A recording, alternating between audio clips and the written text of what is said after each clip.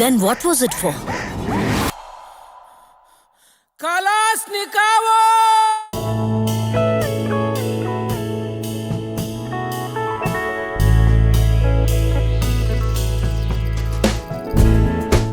ಒಬ್ಬ ಅಪರೂಪದ ಪ್ರತಿಭೆ, ನಮ್ಮ ಮಧ್ಯ ಕರ್ನಾಟಕದ ಪ್ರತಿಭೆ. ನೀವು ತುಂಬ ಚೆನ್ನಾಗಿದ್ದೀರಿ. ಒಂಥರ ಬಾಡಿ ಮೇಂಟೈನ್ ಮಾಡಿ ಹೆಂಗೆ ಮಾಡಬೇಕು ಅನ್ನೋದನ್ನು ಸ್ವಲ್ಪ ಹೇಳ್ಕೊಡಿ. ಸೊ ಈ ಸಾಧನೆಗೆ ಹಚ್ಚಿರೋರು ನಮ್ಮ ಊರಿನ ಜನತೆ, ನಮ್ಮ ತಾಯಿ ಮತ್ತು ನಮ್ಮ ಗುರುಗಳು ಅಂತ ಹೇಳಬೇಕು. ನಮ್ಮ ತಾಯಿ ಜನಪದ ಹಾಡುಗಾರ್ತಿ, ಜನಪದ ಹಾಡುಗಳನ್ನ ಹೇಳೋದು, ಹೌದಾ? ಕಥೆಗಳನ್ನ ಹೇಳೋದು ಸುಮಾರು. ಯಾವ್ದದ್ ನಾಟಕ? ಗುಬ್ಬಿಯ ಗೂಡಲ್ಲಿ ಅಂತ ಓಕೆ. ಒಂದು ಗುಬ್ಬಿ ಕತೆ. ಸ್ಪೆಷಲಿ ಈ ದಾವಣಗೆರೆ ಬೆಲ್ಟ್ ಡಿಸ್ಟಿಕ್ ನೀವು ಎಲ್ಲೇ ಹೋದ್ರೂ ಈ ಭಜನೆ ಮಾಡ್ತಕ್ಕಂಥದ್ದು ಒಂದು ಪರಿಪಾಠ ಇದೆ. ಸೊ ಅವರು ಸಂಗೀತ ಕಲ್ತಿದ್ರು. ಅವ್ರಿಗೆ ಕಣ್ಣಿರ್ಲಿಲ್ಲ, ಗವಾಯಿಗಳಿಗೆ ಕಲಿಸ್ತಾ ಇದ್ರಲ್ಲ, ಅಲ್ಲೂ ಸಂಗೀತ ಗವಾಯಿಗಳು ಅಂದ್ರೆ ಅವರು ಇದು ಗದಗಲ್ಲಿ ಕಲ್ತ್ಕೊಂಡ್ ಬಂದಿದ್ರು. ಮುಳ್ಳುಗದ್ದಿಗೆ ನಡೀತದೆ ಸೊ ಹರಪನಹಳ್ಳಿ. ಸೊ ಆ ಟೈಮಲ್ಲಿ ಎಲ್ಲ ಊರಿಂದನೂ ಹರಪನಹಳ್ಳಿ ತಾಲೂಕಿನಿಂದ ಎಲ್ಲ ಭಜನಾ ತಂಡಗಳನ್ನ ಕರೆಸಿದ್ರು. ನಮ್ಮೂರಿನ ತಂಡದಿಂದ ಕರೆಸಿದ್ರು. ನಾವು ಕಡಬಗಿರಿಯಿಂದ ಹರಪನಹಳ್ಳಿಗೆ ನಡ್ಕೊಂಡೋಗಿದ್ದೀವಿ ರಾತ್ರಿ. ಗೋವಿಂದಗೌಡ ಕೆಂಪಂಗಿ ಅನ್ನೋರು ನನಗೆ. ನಾನು ಯಾವಾಗಲೂ ಜಾಸ್ತಿ ಯೂನಿಫಾರ್ಮ್ ಇಲ್ಲದೆ ಇರುವಾಗ ಕೆಂಪಂಗಿ ಹಾಕೊಂಡು ಹೋಗ್ತಾ ಇದ್ದೆ. ಯಾಕದು? ಯಾಕಂದ್ರೆ ಇದ್ದಿದ್ದೆ ಅದು ಒಂದು. ನಾನು ಆ್ಯಕ್ಚುಲಿ ಆರ್ಟ್ಸ್ ಮಾಡಬೇಕು ಅಂತ ಹೋಗಿದ್ದೆ. ನನ್ನ ಲೆಕ್ಕದಲ್ಲಿ ತುಂಬ ವೀಕ್ ಸರ್. ಅದು ಏನಂತಂದರೆ ಕಾಮರ್ಸಲ್ಲಿ ಅಡ್ಮಿಷನ್ ನಾನು ಒಬ್ಬನೇ 2 ತಿಂಗಳು ನಾನು ಒಬ್ಬನೇ ಕೂತಿದ್ದೀನಿ. ನನಗೆ ಸಬ್ಜೆಕ್ಟ್ ಇಲ್ಲ ಅದು. ಆದ್ರೆ ಅವ್ರು ಕ್ಲಾಸಿಗೆ ಕೂತ್ಕೊತಿದ್ವಿ. ಅವ್ರು ಹೆಂಗೆ ಪಾಠ ಮಾಡೋರು ಅಂದರೆ, ಅವ್ರು ಪಾಠ ಮಾಡೋದು ನನಗೆ ಪಾಠ ಅನ್ನಿಸ್ತಿರಲಿಲ್ಲ, ಆ್ಯಕ್ಟ್ ಮಾಡ್ತಿದ್ರು. 2 ಸಾಲ್ ಬಿಡ್ಬೋದು. ಚೆಲುವಿನ ನಾಡಿದು ಕನ್ನಡವೋ, ಗೆಲುವಿನ ಬೀಡಿದು ಕನ್ನಡವೋ. ಡೈಲಿ ಮಾಧ್ಯಮ ಫಾಲೋ ಮಾಡಿ, ಮತ್ತೆ ಮತ್ತೆ ವಿಸಿಟ್ ಮಾಡ್ತೀರಿ. ಗಳಗಳ ಅಂತ ಗೋಳಾಡೋ ಟೈಮಲ್ಲಿ ಕಿಲಕಿಲ ಅಂತ ನಗಿಸೋದಕ್ಕೆ ನಾವು ಬಂದಿದ್ದೀವಿ. ನಗದಕ್ಕೆ ಯಾಕ್ರಿ ಜಂಬ, ನಗರಿ ಮನಸ್ಸು ತುಂಬಾ. ಸ್ನೇಹಿತರೆ ನಮಸ್ಕಾರ. ಡೈಲಿ ಮಾಧ್ಯಮದ ಈ ವಿಶೇಷ ಸಂಚಿಕೆಗೆ ನಿಮಗೆಲ್ಲ ಆತ್ಮೀಯ ಸ್ವಾಗತ. ನಾನು ಅಶೋಕ್ ದಾವಣಗೆರೆ. ಯಾವುದೇ ಕ್ಷೇತ್ರದಲ್ಲಿ ಸಾಧನೆ ಮಾಡಬೇಕು ಅಂತಂದ್ರೆ ಬಹಳ ಮುಖ್ಯವಾಗಿ ಬೇಕಾಗಿರುವಂಥದ್ದು 3. ಅದರಲ್ಲೂ ಸಿನಿಮಾ ಕ್ಷೇತ್ರದಲ್ಲಿ, ಅದರಲ್ಲೂ ನಟನೆಯಲ್ಲಿ ಏನಾದರೂ ಸಾಧಿಸಬೇಕು ಅಂತಂದ್ರೆ ಅದಕ್ಕೆ ಬಹಳ ಮುಖ್ಯವಾಗಿ ಪ್ರತಿಭೆ ಇರಬೇಕು. 2ನೇದು ನಿರಂತರವಾದಂತಹ ಪರಿಶ್ರಮ ಇರಬೇಕು. ಜೊತೆಗೆ ಅದೃಷ್ಟ ಕೈ ಹಿಡಿಬೇಕು. ಸೊ ಅಂತಹ ಒಬ್ಬ ಅಪರೂಪದ ಪ್ರತಿಭೆ, ನಮ್ಮ ಮಧ್ಯ ಕರ್ನಾಟಕದ ಪ್ರತಿಭೆ ಇವತ್ತು ನಮ್ಮ ಜೊತೆ ಜಾಯ್ನ್ ಆಗಿದ್ದಾರೆ. ಅವರು ಮತ್ತಿನ್ಯಾರು ಅಲ್ಲ, ಗೋವಿಂದೇ ಗೌಡ. ಗೋವಿಂದೇ ಗೌಡ ಅಂದ ತಕ್ಷಣ ನಿಮಗೆ ಗೊತ್ತಾಗದೇ ಇರಬಹುದು. ಜಿ ಅಂದರೆ ಯಾರಿಗಾದರೂ ಕೂಡ ಗೊತ್ತಾಗುತ್ತೆ. ಕಾಮಿಡಿ ಕಿಲಾಡಿಗಳು ರಿಯಾಲಿಟಿ ಶೋ ಮೂಲಕ ಬೆಳಕಿಗೆ ಬಂದವರು ಜಿ ಅಲಿಯಾಸ್ ಗೋವಿಂದೇಗೌಡ. ಗೋವಿಂದೇಗೌಡ್ರೆ, ಕಾರ್ಯಕ್ರಮಕ್ಕೆ ಸ್ವಾಗತ. ನಮಸ್ತೆ, ಹೇಗಿದ್ದೀರಿ? ಚೆನ್ನಾಗಿದ್ದೀನಿ ಸರ್. ನೀವು ತುಂಬ ಚೆನ್ನಾಗಿದ್ದೀರಿ. ಬಾಡಿ ಮೇಂಟೈನ್ ಮಾಡಿ ಹೆಂಗ್ ಮಾಡ್ಬೇಕು ಅನ್ನೋದನ್ನ ಸ್ವಲ್ಪ ಹೇಳ್ಕೊಡಿ. ನೀವು ಹೇಳ್ಕೊಡ್ಬೇಕು. ಆಕ್ಚುಲಿ ನಟರಾದವರು ನಮ್ದೇನಿಲ್ಲ, ಇದು ಏನ್ ಹೇಳ್ತೀವಿ, ಇದು ಬ್ಲಡ್ ಅಲ್ಲಿ ಬಂದಿರೋದು ಅಷ್ಟೇ. ಇದರಲ್ಲಿ ನಮ್ದೇನು ಬಹಳ ದೊಡ್ಡ ಸಾಧನೆ ಇಲ್ಲ. ಆಕ್ಚುಲಿ ನಟರು ಏನ್ ಮಾಡ್ತಾರೆ, ಸೊ ಆ ಥರ ಸಣ್ಣಗಿರೋದಕ್ಕೆ, ಲೀನಿಯನ್ಗಿರೋಕ್ಕೆ ಇಷ್ಟಪಡ್ತಾರಲ್ವಾ, ಸೊ ಟ್ರೈ ಮಾಡ್ತಾನೆ ಇರ್ತಾರೆ. ಸೊ ಫಸ್ಟ್ ಹೇಗಿದೆ ಲೈಫು? ಓಕೆ ಸರ್, ಚೆನ್ನಾಗಿದೆ, ಭಾಳ ಚೆನ್ನಾಗಿದ್ದೀವಿ. ಓಕೆ, ಖುಷಿ ಆಗುತ್ತೆ. ಓಕೆ, ತುಂಬ ಖುಷಿಯಾಗಿದ್ದೀವಿ. ಓಕೆ, ಹೆಂಡತಿ, ಹೌದು, ಮುದಾದ ಒಬ್ಬಳು ಮಗಳು, 4 ವರ್ಷ ಅಲ್ವಾ? ಹೌದು ಸರ್, 4 ವರ್ಷ. ಓಕೆ, ಸೊ ಬಹಳ ಖುಷಿ ಆಯಿತು ನಿಮ್ಮನ್ನು ಇವತ್ತು ಕಾರ್ಯಕ್ರಮಕ್ಕೆ ವೆಲ್ಕಮ್ ಮಾಡೋದಕ್ಕೆ. ನನಗೆ ಬಹಳ ಖುಷಿ ಆಯಿತು. ನಮ್ಮ ಊರಿನ ಹುಡುಗ, ನಮ್ಮ ಮಧ್ಯಭಾಗ ದಾವಣಗೆರೆ, ಅಲ್ಲಿ ಹರಪನಹಳ್ಳಿ ಅನ್ನುವಂತಹ ಒಂದು ಇದು, ಅಲ್ಲಿಂದ ಪಕ್ಕದಲ್ಲಿ ಒಂದು ಹಳ್ಳಿ ಕಡಬಗೆರೆ ಅನ್ನುವಂತಹ ಹಳ್ಳಿಯಲ್ಲಿ ಹುಟ್ಟಿ ಬೆಳೆದವರು. ಹೇಳಿ, ಫಸ್ಟು ನಾನು ನಿಮ್ಮ ಜರ್ನಿ, ಸಿನಿಮಾ, ರಿಯಾಲಿಟಿ ಶೋ, ಕಿರುತೆರೆ, ನೀವೇನು ಬಣ್ಣದ ಜಗತ್ತಿನಲ್ಲಿ ಜರ್ನಿ ಮಾಡ್ತಾ ಇದ್ದೀರಿ, ಅಲ್ಲಿಗೆ ಬರೋದಕ್ಕಿಂತ ಮೊದಲು ನಿಮ್ಮ ಒಂದು ಸಣ್ಣ ಪರಿಚಯವನ್ನು ನಿಮ್ಮ ಬದುಕಿನ ಬಗ್ಗೆ ಮಾಡ್ಕೊಳ್ಳೋಣ ಅಂತ. ಸೊ ಹೇಗಿತ್ತು ನಿಮ್ಮ ಬಾಲ್ಯ? ನೀವು ಹೇಳ್ದಂಗೆ ನೀವು ತುಂಬ ದೊಡ್ಡ ಮಾತುಗಳು ಹೇಳ್ಬಿಟ್ರಿ, ತುಂಬ ಸಾಧನೆ ಮಾಡಿರೋರು ಹಾಗೆ ಹೀಗೆ ಅಂತ. ಸೊ ಅಂಥ ಸಾಧನೆ ಹಾದಿಯಲ್ಲಿರೋರು ನಾವೆಲ್ಲ ವಿದ್ಯಾರ್ಥಿಗಳು. ಸೊ ಈ ಸಾಧನೆಗೆ ಹಚ್ಚಿರೋರು ನಮ್ಮ ಊರಿನ ಜನತೆ, ನಮ್ಮ ತಾಯಿ ಮತ್ತು ನಮ್ಮ ಗುರುಗಳು ಅಂತ ಹೇಳಬೇಕು. ಯಾಕಂದರೆ ನೋಡಿ, ಯಾವುದೋ ವ್ಯಕ್ತಿ ಅವನ ಬೆಳವಣಿಗೆ ಇರ್ಬೋದು, ಸೊ ಅವನ ಒಡನಾಟ ಇರ್ಬೋದು, ಅವನ ಚಟುವಟಿಕೆಗಳಿರ್ಬೋದು, ಅವನ ಗುಣಗಳಿರ್ಬೋದು, ಸೊ ಆ ಪ್ರದೇಶಕ್ಕೆ ಸಂಬಂಧಪಟ್ಟಂಗೆ ಇರುತ್ತೆ. ಎಕ್ಸಾಕ್ಟ್ಲಿ ಅಲ್ವಾ? ಈಗ ಒಂದು ಹೇಳ್ತೀವಿ ನಾವು, ಮನುಷ್ಯನಿಗೆ face in the index of mind ಅಂತ ಹೇಳ್ತೀವಿ. ಸೊ ಹಂಗೆ ಕಲ್ಚರ್ ಇದ್ದ ಇಂಡೆಕ್ಸ್ ಆಫ್ ರೆಸಿಡೆನ್ಸಿ ಅಂತ ಹೇಳ್ಬೋದು. ನಾವು ಆ ಪ್ರಾಂತ್ಯದಲ್ಲಿ, ಸೊ ಆ ಪ್ರಾಂತ್ಯನೇ ನಮ್ಮನ್ನು ಅರ್ಧ ಬೆಳೆಸ್ಬಿಡುತ್ತೆ. ಎಕ್ಸಾಕ್ಟ್ಲಿ. ಈಗ ನಮ್ಮ ಊರಿರ್ಬೋದು, ನಮ್ಮ ಪ್ರದೇಶ ಇರ್ಬೋದು. ಸೊ ನಾನು ನೀವು ಹೇಳಿದಾಗೆ ಬಾಲ್ಯದಿಂದನೂ ಕೂಡ ನನಗೆ ಈ ಆಸಕ್ತಿ ಬೆಳೆದಿದ್ರಿಂದನೇ ಈ ಕ್ಷೇತ್ರಕ್ಕೆ ಬರೋದಕ್ಕೆ ಸಹಕಾರಿಯಾಗಿತ್ತು. ಓಕೆ. ನಮ್ಮ ತಾಯಿ ಜನಪದ ಹಾಡುಗಾರ್ತಿ, ಜನಪದ ಹಾಡುಗಳನ್ನ ಹೇಳೋದು, ಕಥೆಗಳನ್ನ ಹೇಳೋದು ಸುಮಾರು. ಆಮೇಲೆ ಅವರು ಕೂಲಿ ಮಾಡೋಕ್ಕೆ ಯಾರಾದರೂ ಬಂದು ಅವ್ರನ್ನ, ನಮ್ಮ ತಾಯಿ ಹೆಸರು ನಾಗಮ್ಮನ ಬುಕ್ ಮಾಡ್ರಪ್ಪ, ಆಕೆ ಹಿಂದೆ ಒಂದು 8 ಜನ ಬಂದ್ಬಿಡ್ತಾರೆ ಅಂತ. ಓಕೆ. ಅಂದ್ರೆ ನಮ್ಮ ತಾಯಿ ಕತೆ ಹೇಳ್ತಾರೆ, ಹಾಡು ಹೇಳ್ತಾರೆ ಅನ್ನೋ ಕಾರಣಕ್ಕೆ ನಾಗಮ್ಮ ಯಾವ್ದು ಒಪ್ಕೊಂಡು ಹೋಗ್ತಾರೆ ಅವ್ರ ಜೊತೆ ನಾವು ಕೂಲಿ ಹೋಗ್ತೀವಿ ಅಂತ ಒಂದು 8 ಜನ ಬಂದ್ಬಿಡೋರು. ಓಕೆ, ಖುಷಿಯಾಗಿ ಹೋಗೋದು. ಖುಷಿ. ಸೊ ಯಾವಾಗಲೂ ನಿರಂತರವಾಗಿ ಜನಪದ ಕಥೆಗಳನ್ನು, ಜನಪದ ಹಾಡುಗಳನ್ನು ಸುಮಾರು ಹೇಳೋರು. ಅವ್ರು ಹೇಳಿದ್ದು ಇವಾಗಲೂ ಕೂಡ ನನಗೆ ಮೈಂಡಲ್ಲಿ ಹಂಗೆ ಕೂತಿದೆ. ಅವ್ರು ಹೇಳಿದ್ದು ಒಂದು ಕಥೆಯನ್ನ ಇಟ್ಕೊಂಡೆ ನಾನು ನಾಟಕ ಮಾಡಿದೆ, ಜನಪದ ಕಥೆಯನ್ನು ಇಟ್ಕೊಂಡು. ಓಕೆ, ನಿಮ್ಮ ತಾಯಿಯವರು ತಾಯಿಯವರು ಹೇಳಿದ ಕಥೆಯನ್ನು ಇಟ್ಕೊಂಡು ಒಂದು ನಾಟಕನೂ ಮಾಡಿದೆ. ಅದು ಸುಮಾರು ಪ್ರದರ್ಶನಗಳನ್ನಾಯ್ತು. ಎಷ್ಟು ಪರಿಣಾಮಕಾರಿಯಾಗಿ ಆಯ್ತು ಅಂತಂದ್ರೆ, ಒಂದ್ಸಲ ಬಾದಾಮಿಯಲ್ಲಿ ಒಬ್ರು ಗುರುಗಳು ಕರೆಸ್ಬಿಟ್ಟು ನಾಟಕ ಮಾಡಿಸಿದ್ರು. ಅದನ್ನು ಆ ನಾಟಕ ನೋಡಿ ಆದ್ಮೇಲೆ ಎಷ್ಟೋ ವರ್ಷ ನಾವು ಇತ್ತೀಚೆಗೆ ಬಿಟ್ಬಿಡ್ವಿ, ಅಂದ್ರೆ ಮಾಡಿರ್ಲಿಲ್ಲ. ಸೊ ಇತ್ತೀಚೆಗೆ ಫೋನ್ ಮಾಡ್ಬಿಟ್ಟು ಅವರು, ಈಗ ಹೈದರಾಬಾದಲ್ಲಿ ಒಂದು ದೊಡ್ಡದಾಗಿ ಕಾರ್ಯಕ್ರಮ ಮಾಡ್ತಾ ಇದ್ವಿ, ನಮ್ಮ ತಾಯಿ ಕೇಳ್ತಾ ಇದ್ದಾರೆ ಆ ನಾಟಕ ಮತ್ತೆ ನೋಡ್ಬೇಕಂತ, ನೀವು ಅದೇ ನಾಟಕ ಮಾಡಬೇಕು ಅಂತ. ಯಾವ್ದು ನಾಟಕ? ಗುಬ್ಬಿಯ ಗೂಡಲ್ಲಿ ಅಂತ. ಓಕೆ, ಒಂದು ಗುಬ್ಬಿ ಕತೆ. ನೀವೇ ಬರ್ದಿದ್ ಕತೆ? ಹೌದು, ನಮ್ಮ ತಾಯಿ ಹೇಳ್ತಿದ್ದ ಕತೆ ಅದು. ಅದನ್ನ ರಂಗರೂಪಕ್ಕೆ ಅಳವಡಿಸಿ, ರಂಗರೂಪಕ್ಕೆ ಬೇಕಾದಂಥ ಸಲಕರಣೆಗಳನ್ನ ಸ್ವಲ್ಪ ಎಸ್ಟಾಬ್ಲಿಷ್ ಮಾಡಿಕೊಂಡು ಸೊ ನಾಟಕ ಮಾಡಿಸಿದ್ದು. ಅಷ್ಟು ಪರಿಣಾಮಕಾರಿಯಾಗಿತ್ತು. ಇವಾಗಲೂ ಕೂಡ ಅದು ನಮ್ಮ ನಾಟ್ಯ ಸರಸ್ವತಿ ಶಾಂತಲಾ ಕನ್ನಡ ಕಲಾ ಸಂಘ ಅಂತ ನಮ್ಮ ತಂಡ ಇದೆ. ಸೊ ಅಲ್ಲಿ ಈಗಲೂ ಕೂಡ ಪ್ರದರ್ಶನಗಳು ಆಗ್ತಾ ಇರ್ತದೆ. ಓಕೆ. ಸೊ ಆ ಥರ ಅವರು ಜನಪದ ಕಥೆಗಳನ್ನ ಹೇಳೋದು, ಜನಪದ ಹಾಡುಗಳನ್ನು ಸುಮಾರು ಹೇಳೋದು. ಸೊ ಹಾಡುಗಳು ಕೂಡ ನನಗೆ ತುಂಬ ಪರಿಣಾಮ ಬೀರುತ್ತೆ. ಅದ್ರ ಜೊತೆಗೆ ನನಗೆ ನಮ್ಮ ಊರು ಕಡಬಗೆರೆಯಲ್ಲಿ ಒಂದು ವಿಶೇಷವಾಗಿ ಭಜನಾ ತಂಡ ಇತ್ತು. ಸ್ಪೆಷಲಿ ಈ ದಾವಣಗೆರೆ ಬೆಲ್ಟ್ ಡಿಸ್ಟಿಕ್ ನೀವು ಎಲ್ಲೇ ಹೋದ್ರು ಈ ಭಜನೆ ಮಾಡ್ತಕ್ಕಂಥದ್ದು ಒಂದು ಪರಿಪಾಠ ಅಲ್ವಾ? ನಾನು ಬಾಲ್ಯದಿಂದ ಅದನ್ನ ನೋಡಿರ್ತೀರಿ. ಭಜನೆ ಮಾಡ್ತಕ್ಕಂಥ ಶನಿವಾರ ಭಾನುವಾರ ಡೈಲಿ ಮಾಡೋದು. ಕರೆಕ್ಟ್. ಸೊ ಅಲ್ಲಿ ನಾನು ಡೈಲಿ ಹೋಗ್ತಾ ಇದ್ದೆ. ಆಮೇಲೆ ನಮ್ಮ ತಾಯಿ ಒಂದು ಅಭ್ಯಾಸ ಮಾಡಿದ್ರು, ಬೆಳಗ್ಗೆ ಎದ್ದು ಆಂಜನೇಯ ದೇವಸ್ಥಾನ ಪಕ್ಕನೇ ಬೆಳಗ್ಗೆ ಹೋಗಿ ಬಂದ್ರೆ ಟೀ ನಮ್ಗೆ. ಓಕೆ. ಸೊ ಬೆಳಗ್ಗೆ ಅಲ್ಲಿ ಹೋಗೋದು. ಆಮೇಲೆ ಸಾಯಂಕಾಲ ಭಜನೆ ಕಾಯ್ತಾ ಇದ್ದೆ ನಾನು. ಓಕೆ. ಸೊ ಅಲ್ಲಿ ನನಗೆ ಭಜನೆ ಎಷ್ಟು ಚೆನ್ನಾಗಿ ಮಾಡೋರು ಅಂತಂದರೆ, ನಮ್ಮ ಊರಿನ ಜನ, ಅಲ್ಲೊಬ್ರು ನಮ್ಮ ಗವಾಯ್ ಅಂತಿದ್ವಿ, ಅವ್ರಿಗೆ ನಮ್ಮ ರಿಲೇಟಿವ್ಸ್ ಅವರು. ಓಕೆ. ನಾರಪ್ಪ ಅಂತ ಅವ್ರ ಹೆಸರು. ಸೊ ಅವರು ಸಂಗೀತ ಕಲ್ತಿದ್ರು. ಅವ್ರಿಗೆ ಕಣ್ಣಿರ್ಲಿಲ್ಲ, ಗವಾಯಿಗಳಿಗೆ ಕಲಿಸ್ತಾ ಇದ್ರಲ್ಲ, ಅಲ್ಲೂ ಸಂಗೀತ ಪುಟ್ಟರಾಜ್ ಗವಾಯಿ ಆ ಥರ. ಅಂದರೆ ಅವರು ಇದು ಗದಗಲ್ಲಿ ಕಲ್ತ್ಕೊಂಡ್ಬಂದಿದ್ರು. ಓಕೆ. ಅವರು ಭಜನೆಗೆ ಹಾರ್ಮೋನಿಯಂ ಬಾರ್ಸಕ್ರು, ನಮ್ಮ ಮನೆ ಪಕ್ಕನೆಲ್ಲ. ಅವರು ನನಗೆ ಆಸಕ್ತಿ ಜಾಸ್ತಿ ಬೆಳೆಸಿದ್ರು. ಅಂದರೆ ಹಾಡುಗಳನ್ನ ಹೇಳ್ಕೊಡೋದು. ನಾನು ಏನಾದ್ರು ತಪ್ಪು ಹೇಳಿದ್ರೆ ಅದು ಹಂಗಲ್ಲ, ಹಿಂಗೆ ಹೇಳ್ಬೇಕು ಅಂತ. ನನಗೆ ಅವಾಗ ಏನು ಗೊತ್ತಾಗ್ತಿರ್ಲಿಲ್ಲ, ಚಿಕ್ಕ ಹುಡುಗ. ಅದು ಹಂಗೆ ಹೇಳ್ಬಾರ್ದು, ಹಿಂಗೆ ಹೇಳ್ಬೇಕು, ಈ ಹಾಡು ಹೇಳ್ಬೇಕು, ಈ ಹಾಡು ಹೇಳ್ಬೇಕು. ಭಜನೆಯಲ್ಲಿ ಹಾಡೋ ಹಾಡುಗಳು ಯಾವುವು, ಸುಮ್ಮನೆ ಜನಪದ ಹಾಡುಗಳು ಯಾವುವು, ಈ ಥರದ್ದು ಅವರು ಹೇಳ್ಕೊಡೋರು. ಸೊ ಆಮೇಲೆ ಈ ಪ್ರತಿ ಗುರುವಾರ ಆಗ ಜೈಕಾರ ಅಂತ ಒಂದು ಕಾರ್ಯಕ್ರಮ ಬರೋದು ರೇಡಿಯೋದಲ್ಲಿ. ಕರೆಕ್ಟ್ ಅಲ್ವಾ? ಅಲ್ಲಿ ಏನು ಮಾಡೋರು ಅಂತಂದರೆ, ಫಸ್ಟು ಒಬ್ಬ ಕವಿಗಳದನ್ನು ಕವಿತೆಯನ್ನು ತೊಗೊಂಡ್ಬಿಟ್ಟು ಅದನ್ನು ಬರ್ಸೋರು ಮಕ್ಕಳಿಗೆ. ಓಕೆ. ಫಸ್ಟ್ ಬರ್ಸ್ಬಿಟ್ಟು, ಸೊ ಆಮೇಲೆ ಅದನ್ನು ಸ್ಪಷ್ಟವಾಗಿ ಹೇಳೋದಾರೆ ಹೇಳಿಸಿ, ಆಮೇಲೆ ಅದಕ್ಕೊಂದು ರಾಗ ಹಾಕಿಬಿಟ್ಟು ಅದನ್ನು ಹಾಡಿಸೋದು, ಆಮೇಲೆ ಅದನ್ನು ಮಕ್ಕಳ ಕೈಯಲ್ಲಿ ಆಡಿಸೋದು. ಈ ಥರದ್ದು ಒಂದು ಪ್ರೊಸೆಸ್ ಅದು. ಓಕೆ. ಪ್ರತಿ ಗುರುವಾರ ಬರೋದು. ಸರ್ ಅವರು ಏನು ಮಾಡೋರು, ಕರೆಸ್ಬಿಟ್ಟು ಕೂಡ್ಸೋರು. ಕೂಡಿಸ್ಬಿಟ್ಟು ಅವ್ರು ಹೇಳ್ತಾರಲ್ಲ ಬರ್ಕೊ ಅಂತ, ಅದನ್ನು ಅಲ್ಲಿ ಮಕ್ಳು ಹೆಂಗೆ ಬರ್ಕೊಳ್ಳೋರು ನಾನು ಬರ್ಕೊತಾ ಇದ್ದೆ. ಸೊ ಆಮೇಲೆ ಅದನ್ನು ರಾಗವಾಗಿ ಆಡುವಾಗ ನಾನು ಆಡ್ತಾ ಇದ್ದೆ. ಸೊ ಆಮೇಲೆ ಮಕ್ಕಳ ಜೊತೆ ನಾನು ರಿಪೀಟ್ ಮಾಡ್ತಾ ಇದ್ದೆ. ಆ ಥರದ್ದು ಸುಮಾರು ಹಾಡುಗಳನ್ನ ಬಡಿಸಿದ್ರು. ಇವಾಗಲೂ ಕೂಡ ನನಗೊಂದು 2 ಹಾಡು ಬರೆಯೋಕೆ ಆಗಲ್ಲ ಅದು. ಸೊ ಆ ಥರದ್ದು ಕೂತ್ಬಿಟ್ಟಿದೆ ಅದು. ಒಂದು ಕನ್ನಡ ನಾಡಿನ ಬಗ್ಗೆ ಒಂದು ಸಾಲು ಬಿಡ್ಬೋದು. ಒಂದು ಕನ್ನಡ ನಾಡಿನ ಬಗ್ಗೆ, ಕವಿಗಳು ಮರೆತು ಹೋಗಿದೆ ಇದು ಯಾರು ಅಂತ. ತೊಂದರೆ ಇಲ್ಲ. ಚೆಲುವಿನ ನಾಡಿದು ಕನ್ನಡವು, ಗೆಲುವಿನ ಬೀಡಿದು ಕನ್ನಡವು ಅಂತ ಒಂದು ಸಾಂಗ್. ಅದು ಅವಾಗ ಬರ್ಕೊಂಡು ಕಲ್ತಿದ್ದು. ಚೆಲುವಿನ ನಾಡಿದು ಕನ್ನಡವು, ಗೆಲುವಿನ ಬೇಡಿದು ಕನ್ನಡವು, ಬನಗಳ ತಂಪಿನ ಹೊಲಗಳ ಕಂಪಿನ ನಾಡಿದು ನಮ್ಮದು ಕನ್ನಡವು, ತೆಂಗಿನ ಕಂಗಿನ ತಾಳೆಯ ಬಾಳೆಯ ತೋಟದ ಬೇಡಿದು ಕನ್ನಡವು, ಚೆಲುವಿನ ನಾಡಿದು ಕನ್ನಡವು, ಗೆಲುವಿನ ಬೇಡಿದು ಕನ್ನಡವು. ಪೂರ್ತಿ ಬರುತ್ತೆ ಹಂಗೆ. ಅದು ಇನ್ನೊಂದು ಹಸಿರು ಹಾಡು ಹಾಡುವ ಅಂತ ಒಂದು. ಈ ಥರದ ಹಾಡುಗಳನ್ನ ಅವಾಗ ಬರೆದು ಕಲಿಸಿ ನೋಡಿ ಮೈಂಡಲ್ಲಿ ಕೂತ್ಬಿಡಿ ಅಲ್ವಾ? ಎಷ್ಟು ಆಳವಾಗಿ ಅದು. ಅದೇ ಥರ ನಮ್ಮ ತಾಯಿ ಹೇಳ್ತಿದ್ದ ಹಾಡುಗಳು ಭಜನೆಯಲ್ಲಿ ಆಡ್ತಿದ್ದದ್ದು. ಭಜನೆಯಲ್ಲಿ ಸುಮಾರು ಜನ ನಮ್ಮ ಊರಿನ ಜನಗಳು ಹೆಂಗಂದ್ರೆ, ಮಕ್ಕಳು ಬರ್ತಾರಂದ್ರೆ ತುಂಬ ಎನ್ಕರೇಜ್ ಮಾಡೋರು. ಓಕೆ. ನನಗೇನು ಮಾಡೋರು, 2 ಗೆಜ್ಜೆ ಕೊಡೋರು, ಕುಣಿಬೇಕು ನಾನು ಕೈಯಲ್ಲಿ ಅದಕ್ಕೆ ಸಖತ್ ಎನ್ಕರೇಜ್ ಮಾಡೋರು. ಸೊ ಆಮೇಲೆ ಅಲ್ಲಿಂದ ಒಂದು ಕಾಂಪಿಟೇಷನ್ ಇತ್ತು, ಭಜನಾ ಕಾಂಪಿಟೇಷನ್ ಹರಪನಹಳ್ಳಿಯಲ್ಲಿ.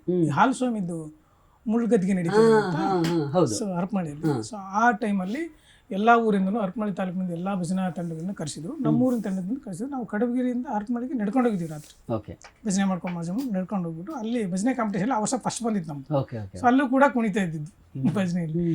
ಸೊ ಅದು ಏನಾಯ್ತು ನಮಗೆ ಆ ವಾತಾವರಣ, ಆಮೇಲೆ ಎಸ್ಪೆಷಲಿ ನಮ್ಮ ತಾಯಿ ವಾತಾವರಣ, ಅದ್ರ ಜೊತೆಗೆ ಸ್ಕೂಲಲ್ಲಿ ನಮಗೆ ಒಬ್ಬರು ವಿಶೇಷವಾಗಿ ಮಾಸ್ಟರ್ ಸಿಕ್ಕರು, ಚೆನ್ನವೀರ ಸ್ವಾಮಿ ಮಾಸ್ಟರ್ ಅಂತ. ಅವರು ನಮ್ಗೆ ಓದೋದಕ್ಕಿಂತ ಹೆಚ್ಚಾಗಿ ಈ ಕಲ್ಚರಲ್ ಆ್ಯಕ್ಟಿವಿಟೀಸ್ಗೆ ಭಾಳ ಪ್ರಾಮುಖ್ಯತೆ ಕೊಟ್ಟರು. Okay okay okay okay so ಆಮೇಲೆ ವಿಶೇಷವಾಗಿ ನನ್ನನ್ನು ಗುರುತಿಸಿರೋರು 4ನೇ ಕ್ಲಾಸ್ ಇದ್ದಾಗಲೇ. ಸೊ ನಿಮ್ಮ ಸ್ಕೂಲಲ್ಲೇ, ಪ್ರೈಮರಿ ಸ್ಕೂಲಲ್ಲೇ? ಹೌದು. Okay okay. ಅವರು ನನ್ನ 4ನೇ ಕ್ಲಾಸ್ದಿಂದೇ ಒಬ್ಬ ಟೇಕರ್ ಥರ ಆಗ್ಬಿಟ್ರು ನನಗೆ. ಅವ್ರ ಮನೇಲೇ ಇಟ್ಕೊಳ್ಳೋದು, ಅವ್ರು ಓದಿಸೋದು. ನನಗೆ 4ನೇ ಕ್ಲಾಸಿಂದ ಅವರೇ ಓದಿಸಿದ್ದು ನನಗೆ ಪೀಸ್ಫುಲ್. ನನಗೆ ಮಗ ಅನ್ನೋ ಥರ ಓದಿಸಿದ್ರು ಅವರು. ಓಕೆ. ಸೊ ಅವರು ವಿಶೇಷವಾಗಿ ನಾನು ಬರವಣಿಗೆ ಇದೆ ಅಂತ ಅವ್ರಿಗೆ ಗೊತ್ತಾಯ್ತೇನು, ನೀನು ಅದನ್ನು ಬರಿ ಇದನ್ನು ಬರಿ.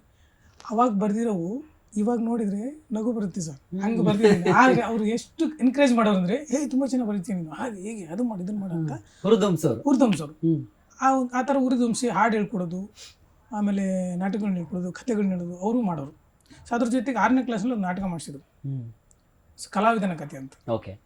ಅದು ಎಷ್ಟು ಚೆನ್ನಾಗಾಯಿತು ಅಂದರೆ ಸರ್, ತುಂಬ ಚೆನ್ನಾಗಿ ಆಗ್ಬಿಡ್ತದೆ, ಮರೆಯೋಕ್ಕೆ ಸಾಧ್ಯ ಇಲ್ಲ ನಾಟಕ, ಅಷ್ಟು ಚೆನ್ನಾಗಿ ಆಗ್ಬಿಡುತ್ತೆ ನಾಟಕ.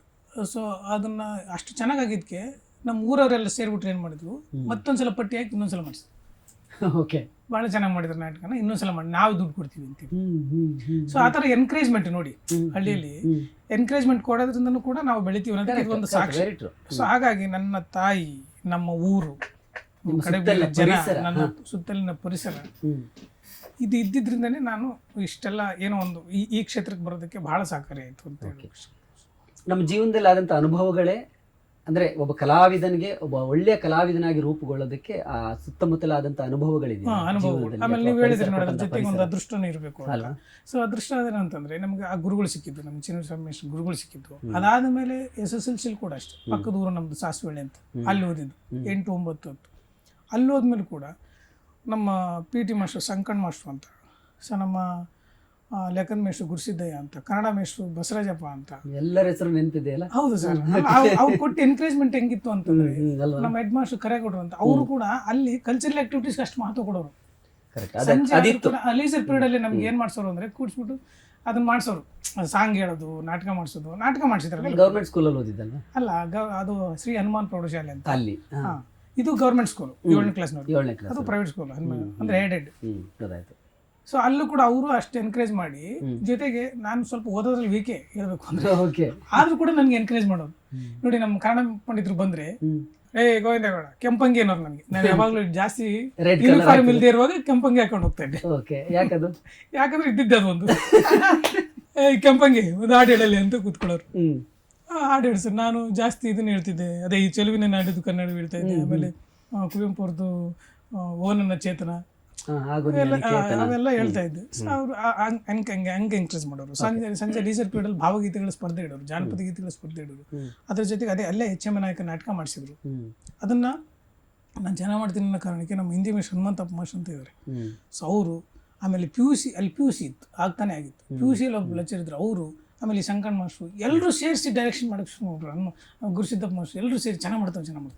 ಸೊ ಅದಕ್ಕೊಂದು ಹಾಡು ಹಾಕಿ, ಸೊ ಅದ್ರ ಡ್ಯಾನ್ಸ್ ಮಾಡಿಸಿ, ಸರ್ ಎಷ್ಟು ಚೆನ್ನಾಗಾಯ್ತು ನಾಟಕ ಅಂತಂದರೆ. ಇವಾಗಲೂ ಕೂಡ ಸಾಸವಳ್ಳಿಯಲ್ಲಿ ಹೋದರೆ, ಸೊ ಗೋವಿಂದೇಗೌಡ ಅಂದರೆ HM ನಾಯಕ ಮಾಡಿದ್ರಲ್ಲ ಅವ್ರಲ್ಲ ಅಂತ. ನಂದು ಕಾಮಿಡಿ ಕಿಲಾಡಿಗಳು ಬಂದಾಗ್ಲೂ HM ನಾಯಕ ಮಾಡಿದ್ರಲ್ಲ ಅವರು ಅಂತ ಗುರುತು. ಸೊ ಅಂದರೆ ಇದುವರೆಗೂ ನೆನಪಿದೆ ಅಂತಂದರೆ ಆ ಪಾತ್ರ ಅಷ್ಟು ಪರಿಣಾಮಕಾರಿಯಾಗಿ ಬಂದಿತ್ತು, ಅಷ್ಟು ಚೆನ್ನಾಗಿ ಎನ್ಕರೇಜ್ ಮಾಡಿದ್ರು ನನಗೆ. ನಾನು ಮಾಡ್ತೇನೆ ಅನ್ನೋದಕ್ಕಿಂತ ಸೊ ಅಷ್ಟು ಎನ್ಕರೇಜ್ ಮಾಡಿಸಿದ್ರು. ಇನ್ನೊಂದು ಮತ್ತು 9ನೇ ಕ್ಲಾಸಲ್ಲಿ ಕಂಬನಿ ಅಂತ ಒಂದು ನಾಟಕ ಮಾಡಿಸಿದ್ರು, ಅದು ಕೂಡ ಅಷ್ಟೇ ಚೆನ್ನಾಗಾಯ್ತು.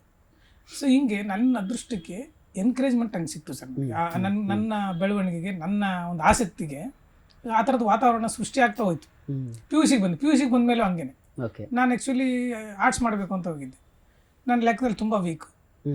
ಆದರೆ ಅವಾಗ ಎಲ್ಲ ಮಕ್ಕಳು ವೀಕೆ ಇರೋದು, ನನ್ನನ್ನು ಸೇರಿಸಿ ಅವತ್ತಿನ ಜನರೇಷನ್ ಇಂಗ್ಲೀಷ್ ಲೆಕ್ಕ ಅಂದ್ರೆ ಬಹಳ ಕಷ್ಟ ಮತ್ತೆ ಎರಡು ನಾವು ಪಾಸ್ ಆಗಕ್ಕೆ ಟೆಸ್ಟ್ ಬೇಕು, ಪಾಸ್ ಆಗಿರುತ್ತೆ. ನಾವೆಲ್ಲ SSLC ಅವೆರಡು just pass. Okay. Pranesh sir ಹೇಳ್ತಾರೆ ಮಾಸ ಇದುವರೆಗೂ ಅರ್ಥ ಆಗಿಲ್ಲ, ನನಗೆ ಇವತ್ತಿಗೂ ಅರ್ಥ ಆಗಲ್ಲ. ಸೊ ಅಲ್ಲಿ PUC ಬಂದ್ಮೇಲೆ ನಮ್ಗೆ ನಿರಂಜನ ಮೂರ್ತಿ ಅಂತ ಸಿಕ್ಕರು.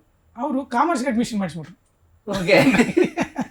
ಸರ್ ನನಗೆ ಲೆಕ್ಕ ಬರಲ್ಲ ಸರ್, ನನಗೆ ಏನು ಗೊತ್ತಾಗಲ್ಲ ಸರ್ ಅಂತ ಅಳಕ್ಕೆ ಶುರು ಮಾಡ್ಬಿಟ್ಟು ನಾನು. ಅವ್ರಿಗೆ ಒಂದೇ ಮತ್ತೆ ಹೇಳಿದ್, ನಿನಗೆ 1-2 ಬರ್ತಾವೇನೋ? ಬರ್ತದೆ ಸರ್. ಮಗ್ಗಿ ಬರ್ತಾವೇನೋ? 20ವರೆಗೂ ಬರ್ತದೆ ಸರ್, ಸಾಕಷ್ಟು ನಾನು ಮಾಡಿಸ್ತೀನಿ ಸರ್. ಅದು ಏನಂತಂದರೆ ಕಾಮರ್ಸಲ್ಲಿ ಅಡ್ಮಿಷನ್ ನಾನು ಒಬ್ಬನೇ 2 ತಿಂಗಳು ನಾನು ಒಬ್ಬನೇ ಕೂತಿದ್ದೀನಿ. ಅವ್ರ ಮೇಷ್ಟ್ರು ಇಷ್ಟು ಹೈಟು, ನನಗೊಬ್ಬರಿಗೆ ಪಾಠ ಮಾಡೋರು. ಹೌದು, ಇಂಗ್ಲೀಷ್ ಬರಲ್ಲ ಅಂತ ಹೇಳ್ಬಿಟ್ಟು ನನಗೇನು ಮಾಡೋರು, ಇಂಗ್ಲೀಷಲ್ಲಿ ಪಾಠ ಮಾಡ್ಬಿಟ್ಟು ಕನ್ನಡದಲ್ಲಿ ಎಕ್ಸ್ಪ್ಲೇನ್ ಮಾಡೋರು ಅವರು. ಓಕೆ, ಮತ್ತೆ ತಿರ್ಗಾ ಅವ್ರ ತಾಳ್ಮೆ ಮೆಚ್ಚಬೇಕು. ಸೊ ನಾನು ನೋಡ್ಬಿಟ್ಟು ಅವರು ಪಾಪ ಅವ್ರಿಗೆ ಒಂಥರ ಅಂಜ್ಬಿಟ್ಟು ಒಬ್ಬನೇ ಹಿಂಗೆ ಕೂತ್ಕೊಂಡು ಹಿಂಗೆ ನೋಡ್ಬೇಕು, ಆ ಕಡೆ ಈ ಕಡೆ ತಿರ್ಗಕ್ಕೆ. ನಿಮಗೆ ಇಂಟ್ರೆಸ್ಟ್ ಇಲ್ಲ, ಅವ್ರ ಮೇಷ್ಟ್ರು ಆ ಕಡೆ ತಿರ್ಗೋಕು ಯಾರು ಬೇರೆ ಸ್ಟೂಡೆಂಟ್ಸ್. ಸೊ ಹಂಗಾಗಿ ಅವ್ರು ಆಮೇಲೆ ಒಂದು ಕೆಲಸ ಮಾಡೋ, ಇನ್ನೊಂದು 2 ತಿಂಗಳು ನೋಡೋಣ, ಯಾರಾದರೂ ಬಂದರೆ ಇಲ್ಲಿರು, ಇಲ್ಲ ನಿನಗೆ ಬೇಡ ಅನ್ಸಿದ್ರೆ ನಾನೇ ಆರ್ಟ್ಸ್ಗೆ ಅಡ್ಮಿಷನ್ ಮಾಡಿಸ್ಕೊಳ್ತೀನಿ. ಓಕೆ, ಆಯ್ತು ಸರ್ ಅಂತ ಆಮೇಲೆ ಬಂದು 2 ಹುಡುಗರು ಜಾಯ್ನ್ ಆದ್ರು ನನ್ನ ಫ್ರೆಂಡ್ಸ್. ಸೊ ಅದಾದಮೇಲೆ ನನಗೂ ಸ್ವಲ್ಪ ಇಂಟ್ರೆಸ್ಟ್ ಬಂತು. ಈಗ ಹೋಗ್ತೇನೋ ಅಂತಂದ್ರು. ಇಲ್ಲ ಸರ್ ಇರ್ತೀನಿ. ಸೊ ಕಾಮರ್ಸ್ ಅಲ್ಲಿ ನಾನು ಕಾಮರ್ಸಲ್ಲಿ ಇದ್ದರೂ ಕೂಡ ಆರ್ಟ್ಸಲ್ಲಿ ಇನ್ನೊಬ್ಬರು ಬಾಲಸುಂದರ್ ರಾವ್ ಅಂತ ಒಬ್ಬರು ಲೆಕ್ಚರ್ ಇದ್ರು ಸರ್. ಅವ್ರು ಎಂಥ ಟ್ಯಾಲೆಂಟೆಡ್ ಅಂದರೆ, ಎಂಥ ಕಲಾವಿದರು ಅಂತಂದರೆ, ಇಂಗ್ಲೀಷು ಶೇಕ್ಸ್ಪಿಯರ್ ನಾಟಕನ 5-6 ಸ್ಲ್ಯಾಂಗಲ್ಲಿ, ಅಂದರೆ American English, Indian English, France English ಅಂತ ಬೇರೆ ಬೇರೆ ಸ್ಲ್ಯಾಂಗ್ ಇದೆಯಲ್ಲ ಇಂಗ್ಲೀಷಲ್ಲಿ, ಆ ಥರ ಬೇರೆ ಬೇರೆ ಸ್ಲ್ಯಾಂಗಲ್ಲಿ ಅವ್ರು ಮಾತಾಡೋರು. ಇಂಡಿಯನ್ದೇ ಬೇರೆ ಥರ, ಬೇರೆ ಬೇರೆ ಸ್ಲ್ಯಾಂಗಲ್ಲಿ ನಾಟಕ ಮಾಡೋರು ಅವರು. ನಾನು ಏನೋ ಇದೆ ಇವನಿಗೆ, ನನ್ನ ಕ್ಲಾಸಿಗೆ ಕೂತ್ಕೊತೀಯ ಅಂತ ಕೇಳೋರು. ನನಗೆ ಸಬ್ಜೆಕ್ಟ್ ಇಲ್ಲ ಅದು, ಆದ್ರೆ ಅವ್ರು ಕ್ಲಾಸಿಗೆ ಕೂತ್ಕೊತಿದ್ರು. ಅವ್ರು ಹೆಂಗೆ ಪಾಠ ಮಾಡೋರು ಅಂದರೆ, ಅವ್ರು ಪಾಠ ಮಾಡೋದನ್ನ ಪಾಠ ಅನ್ನಿಸ್ತಿರಲಿಲ್ಲ, ಆ್ಯಕ್ಟ್ ಮಾಡ್ತಿದ್ರು, ಆ್ಯಕ್ಟ್ ಮಾಡಿ ತೋರಿಸೋದು. ಅವ್ರು ಪೊಲಿಟಿಕಲ್ ಸೈನ್ಸ್. ಸೊ ಅವ್ರು ಮಾಡಿದ್ದೆಲ್ಲ ಏನು ನೋಟ್ ಮಾಡ್ಕೊಳ್ಳೋಲ್ಲ, ಹಂಗೆ ಉಳಿಯೋದು. ಅಷ್ಟು ಚೆನ್ನಾಗಿ ಪಾಠ ಮಾಡೋರು ಸರ್, ಆ್ಯಕ್ಟ್ ಮಾಡೋರು ಅವರು. ಸೊ ಅವರು PUC ಒಂದು ನಾಟಕ ಮಾಡಿಸಿದ್ರು. ಅಷ್ಟು ವರ್ಷ ಬಿಟ್ಬಿಟ್ಟಿದ್ರು. ಆದರೆ ಸೊ ಇಂಥ ಹುಡುಗರಿದ್ದಾರೆ, ಇವ್ರಿಗಾದ್ರೂ ಮಾಡಿಸ್ಬೇಕು ಅಂತ ಹೇಳ್ಬಿಟ್ಟು ಮತ್ತೆ ಒಂದು ಹರಿಕತೆ ಅಂತ ಒಂದು ನಾಟಕ ಮಾಡಿಸಿದ್ರು ಸರ್. ಹರಿಕತೆ ಅವರು ಅದೊಂದು ಕಾಮಿಡಿ ನಾಟಕ. ಸೊ ಹರಿಕತೆ ಗೊತ್ತಿಲ್ಲದವ್ರು ಹರಿಕತೆ ಮಾಡೋಕೆ ಹೋದ್ರೆ ಏನಾಗುತ್ತೆ ಅಂತ. ಸೊ ಅಲ್ಲಿ ಅದನ್ನು ಮಾಡಿಸಿದ್ರು. ಅದು ಎಷ್ಟು ಚೆನ್ನಾಗಾಗ್ಬಿಡ್ತು ಅಂತಂದರೆ, ನನಗೆ ಪ್ರಿನ್ಸಿಪಲ್ ಪ್ರಾಚಾರ್ಯರು ಬಂದ್ಬಿಟ್ಟು ಬಸವಣ್ಣಪ್ಪ ಅಂತ, ಅವರು ಸಾಹಿತಿಗಳು, ಓಡ್ ಬಂದು ತಪ್ಕೊಂಡು ಎತ್ಕೊಂಡು ಕೊಡ್ಬಿಟ್ರು. ಅದಾದಮೇಲೆ 2 ವರ್ಷ ನಾಟಕ ಮಾಡಿಸಿದ್ರು. ಸೊ ಅಂದರೆ ಏನಕ್ಕೆ ಹೇಳ್ತಾ ಇದ್ದೀನಿ ವಿಷಯ ಅಂತಂದರೆ, ಎನ್ಕರೇಜ್ಮೆಂಟ್ ನನಗೆ ಹೆಂಗೆ ಸಿಕ್ತು ಅಂತ ಗುರುಗಳಿಂದ. ಎಲ್ಲ ಹಂತದಲ್ಲೂ ನಿಮಗೆ ಒಂದಲ್ಲ ಒಂದು ರೀತಿ. ಈಗ ಯಾರಾದರೂ ಒಬ್ರು ಬೇಡ ಅನ್ಬೋದಿತ್ತು, ಇದೆಲ್ಲ ಯಾಕೆ ಅಂತ ತಳ್ಬೋದಿತ್ತು, ಇದೆಲ್ಲ ಏನಕ್ಕೆ ಮಾಡ್ತಾರೆ, ಹಿಂಗೆ ಆ ಎನ್ಕರೇಜ್ಮೆಂಟ್ ಸಿಕ್ಕು ಅವರು ಕೂಡ ಅಷ್ಟೇ ನನ್ನ ಬಾಲಸುಂದರ್ ಬೆಳೆಯೋದಕ್ಕೆ. ಅದು ಹರಿಕತೆ ಮಾಡಿಸಿರಲ್ಲ, ಅದನ್ನು ಕೂಡ ನಾನು ಬೆಂಗಳೂರಿಗೆ ಬಂದಮೇಲೆ ಸೊ ಅದನ್ನು ಆ ಒಂದು ಥ್ರೆಡ್ ಇಟ್ಕೊಬಿಟ್ಟು ಒಂದು ಎನ್ಲಾರ್ಜ್ ಮಾಡಿ ನಾಟಕ ಮಾಡಿ ಅದು 100 ಶೋ ಆಯಿತು ಸರ್. ಇವಾಗಲೂ ಕೂಡ ಶೋ ಆಗ್ತಾರೆ. ಅದಾಯ್ತು. ಅದಾದಮೇಲೆ ನಾನು ಡಿಗ್ರಿಗೆ ಬಂದಮೇಲೆ, ಡಿಗ್ರಿಯಲ್ಲಿ ನನಗೆ SS ಹಿರೇಮಠ ಅಂತ ನೀವು ಕೇಳಿರ್ಬೋದು, ಸಾಹಿತಿಗಳು, ಅವ್ರು ಸಿಕ್ಕಿದ್ರು. ಅವ್ರು ನಿಮ್ಮ ಗುರುಗಳು? ಕನ್ನಡ ಲೆಕ್ಚರ್ ಡಿಗ್ರಿಯಲ್ಲಿ. ಓಕೆ. ಆಮೇಲೆ ಮುದೇನೂರು ನಿಂಗಪ್ಪ ಅಂತ, ಅವರು ಕನ್ನಡ ಸಾಹಿತಿಗಳು, ಅವರು ಸಿಕ್ಕಿದ್ರು. ಆಮೇಲೆ ರುದ್ರಪ್ಪ ಸರ್ ಅಂತ, ಅವರು ಸಾಹಿತಿಗಳು. ಇವರೆಲ್ಲ ಎನ್ಕರೇಜ್ಮೆಂಟ್ ಸಿಕ್ತು ಸರ್. ನಾವು ಡಿಗ್ರಿಯಲ್ಲಿ NSS ಕ್ಯಾಂಪ್ ಹೋಗ್ತೀವಲ್ಲ, NSS ಕ್ಯಾಂಪ್ ಹೋದಾಗ ಲಕ್ಕಿಲಿ ಒಂದು ವರ್ಷ ನಮ್ಮೂರಲ್ಲಿ ಹಾಕಿದ್ರು, ಕಡಬೀರಲ್ಲಿ. ಓಕೆ. ಅಲ್ಲಿ ಊರವ್ರ ಎನ್ಕರೇಜ್ಮೆಂಟು ಜೊತೆಗೆ ಕಾಲೇಜ್ ಎನ್ಕರೇಜ್ಮೆಂಟ್ ಎಲ್ಲರದು ಸಿಕ್ತು. ದಿನ ಒಂದೊಂದು ಪ್ರಾಸಂಗಡ ಬರೆದು, ನಾಟಕ ಬರ್ಸಿದ್ದು ಈ ಥರದ್ದಾಗಿ ಅಲ್ಲೂ ಕೂಡ 2 ವರ್ಷ ಹೆಂಗಾಯ್ತು ಅಂತಂದರೆ, 1 ವರ್ಷ ನಮ್ಮೂರಲ್ಲಿ, ಇನ್ನೊಂದು ವರ್ಷ ಚಿಗಟೇರಿ ಅಂತ ಇದೆ, ಗೊತ್ತು, ಅಲ್ಲಿ ಮಾಡಿದ್ದು. ನಮ್ಮ ದಾವಣಗೆರೆಯಲ್ಲಿ ಚಿಗಟೇರಿ ಆಸ್ಪತ್ರೆ ಕೂಡ ಇದೆ. ಅದೇ ಚಿಗಟೇರಿ ದೇವ್ರದ್ದು ದೇವಸ್ಥಾನ ಎಲ್ಲ ಇದೆ, ದೇವಸ್ಥಾನ ಅದು.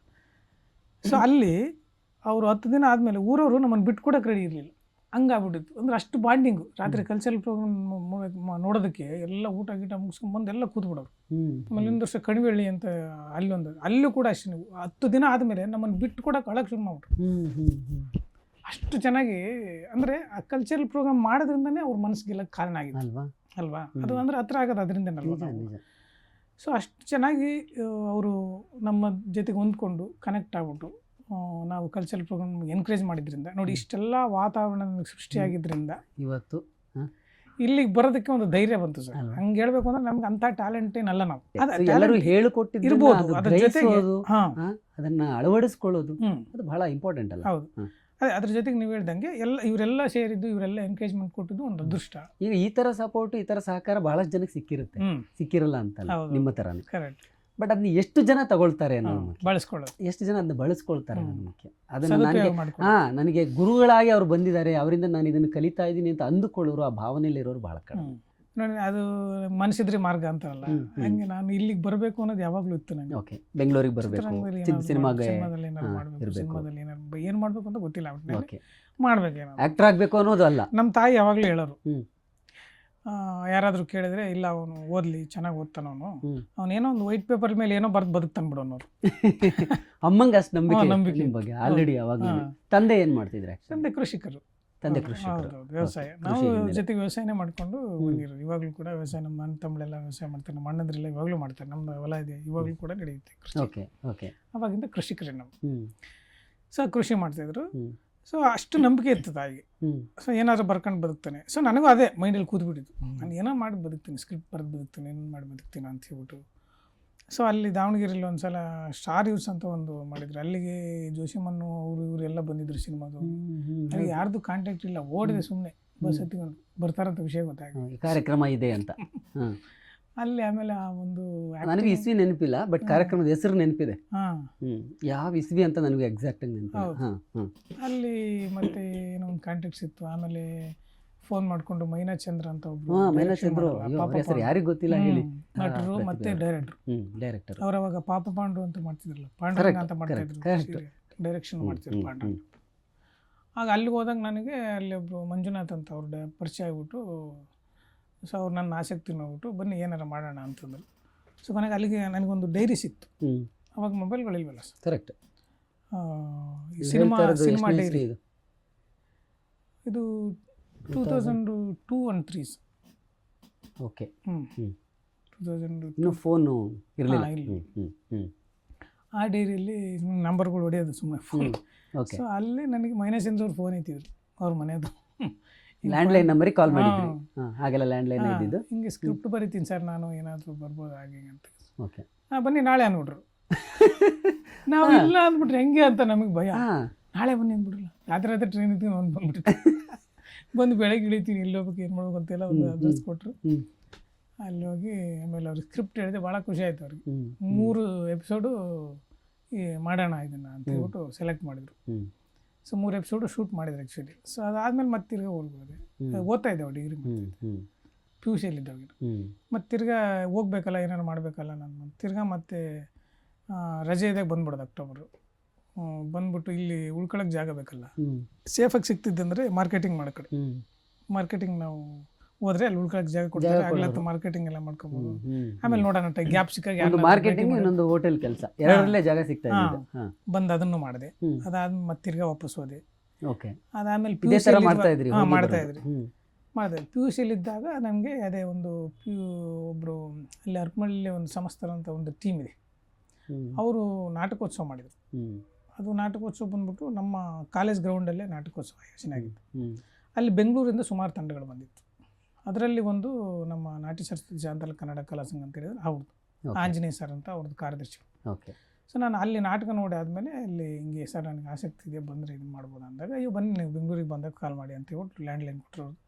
ಸೊ ನಾನು ಅದಾದಮೇಲೆ ಪಿ ಯು ಸಿ ಎಲ್ಲ ಮುಗಿಸ್ಕೊಂಡು ಡಿಗ್ರಿ ಅಡ್ಮಿಷನ್ ಆದಮೇಲೆ ಇಲ್ಲಿ ಬಂದು ಕಾಲ್ ಮಾಡ್ತಾಯಿದ್ದೆ ಅವಾಗ, ಬನ್ನಿ ಬನ್ನಿ ಅಂತ ಹೇಳೋದು.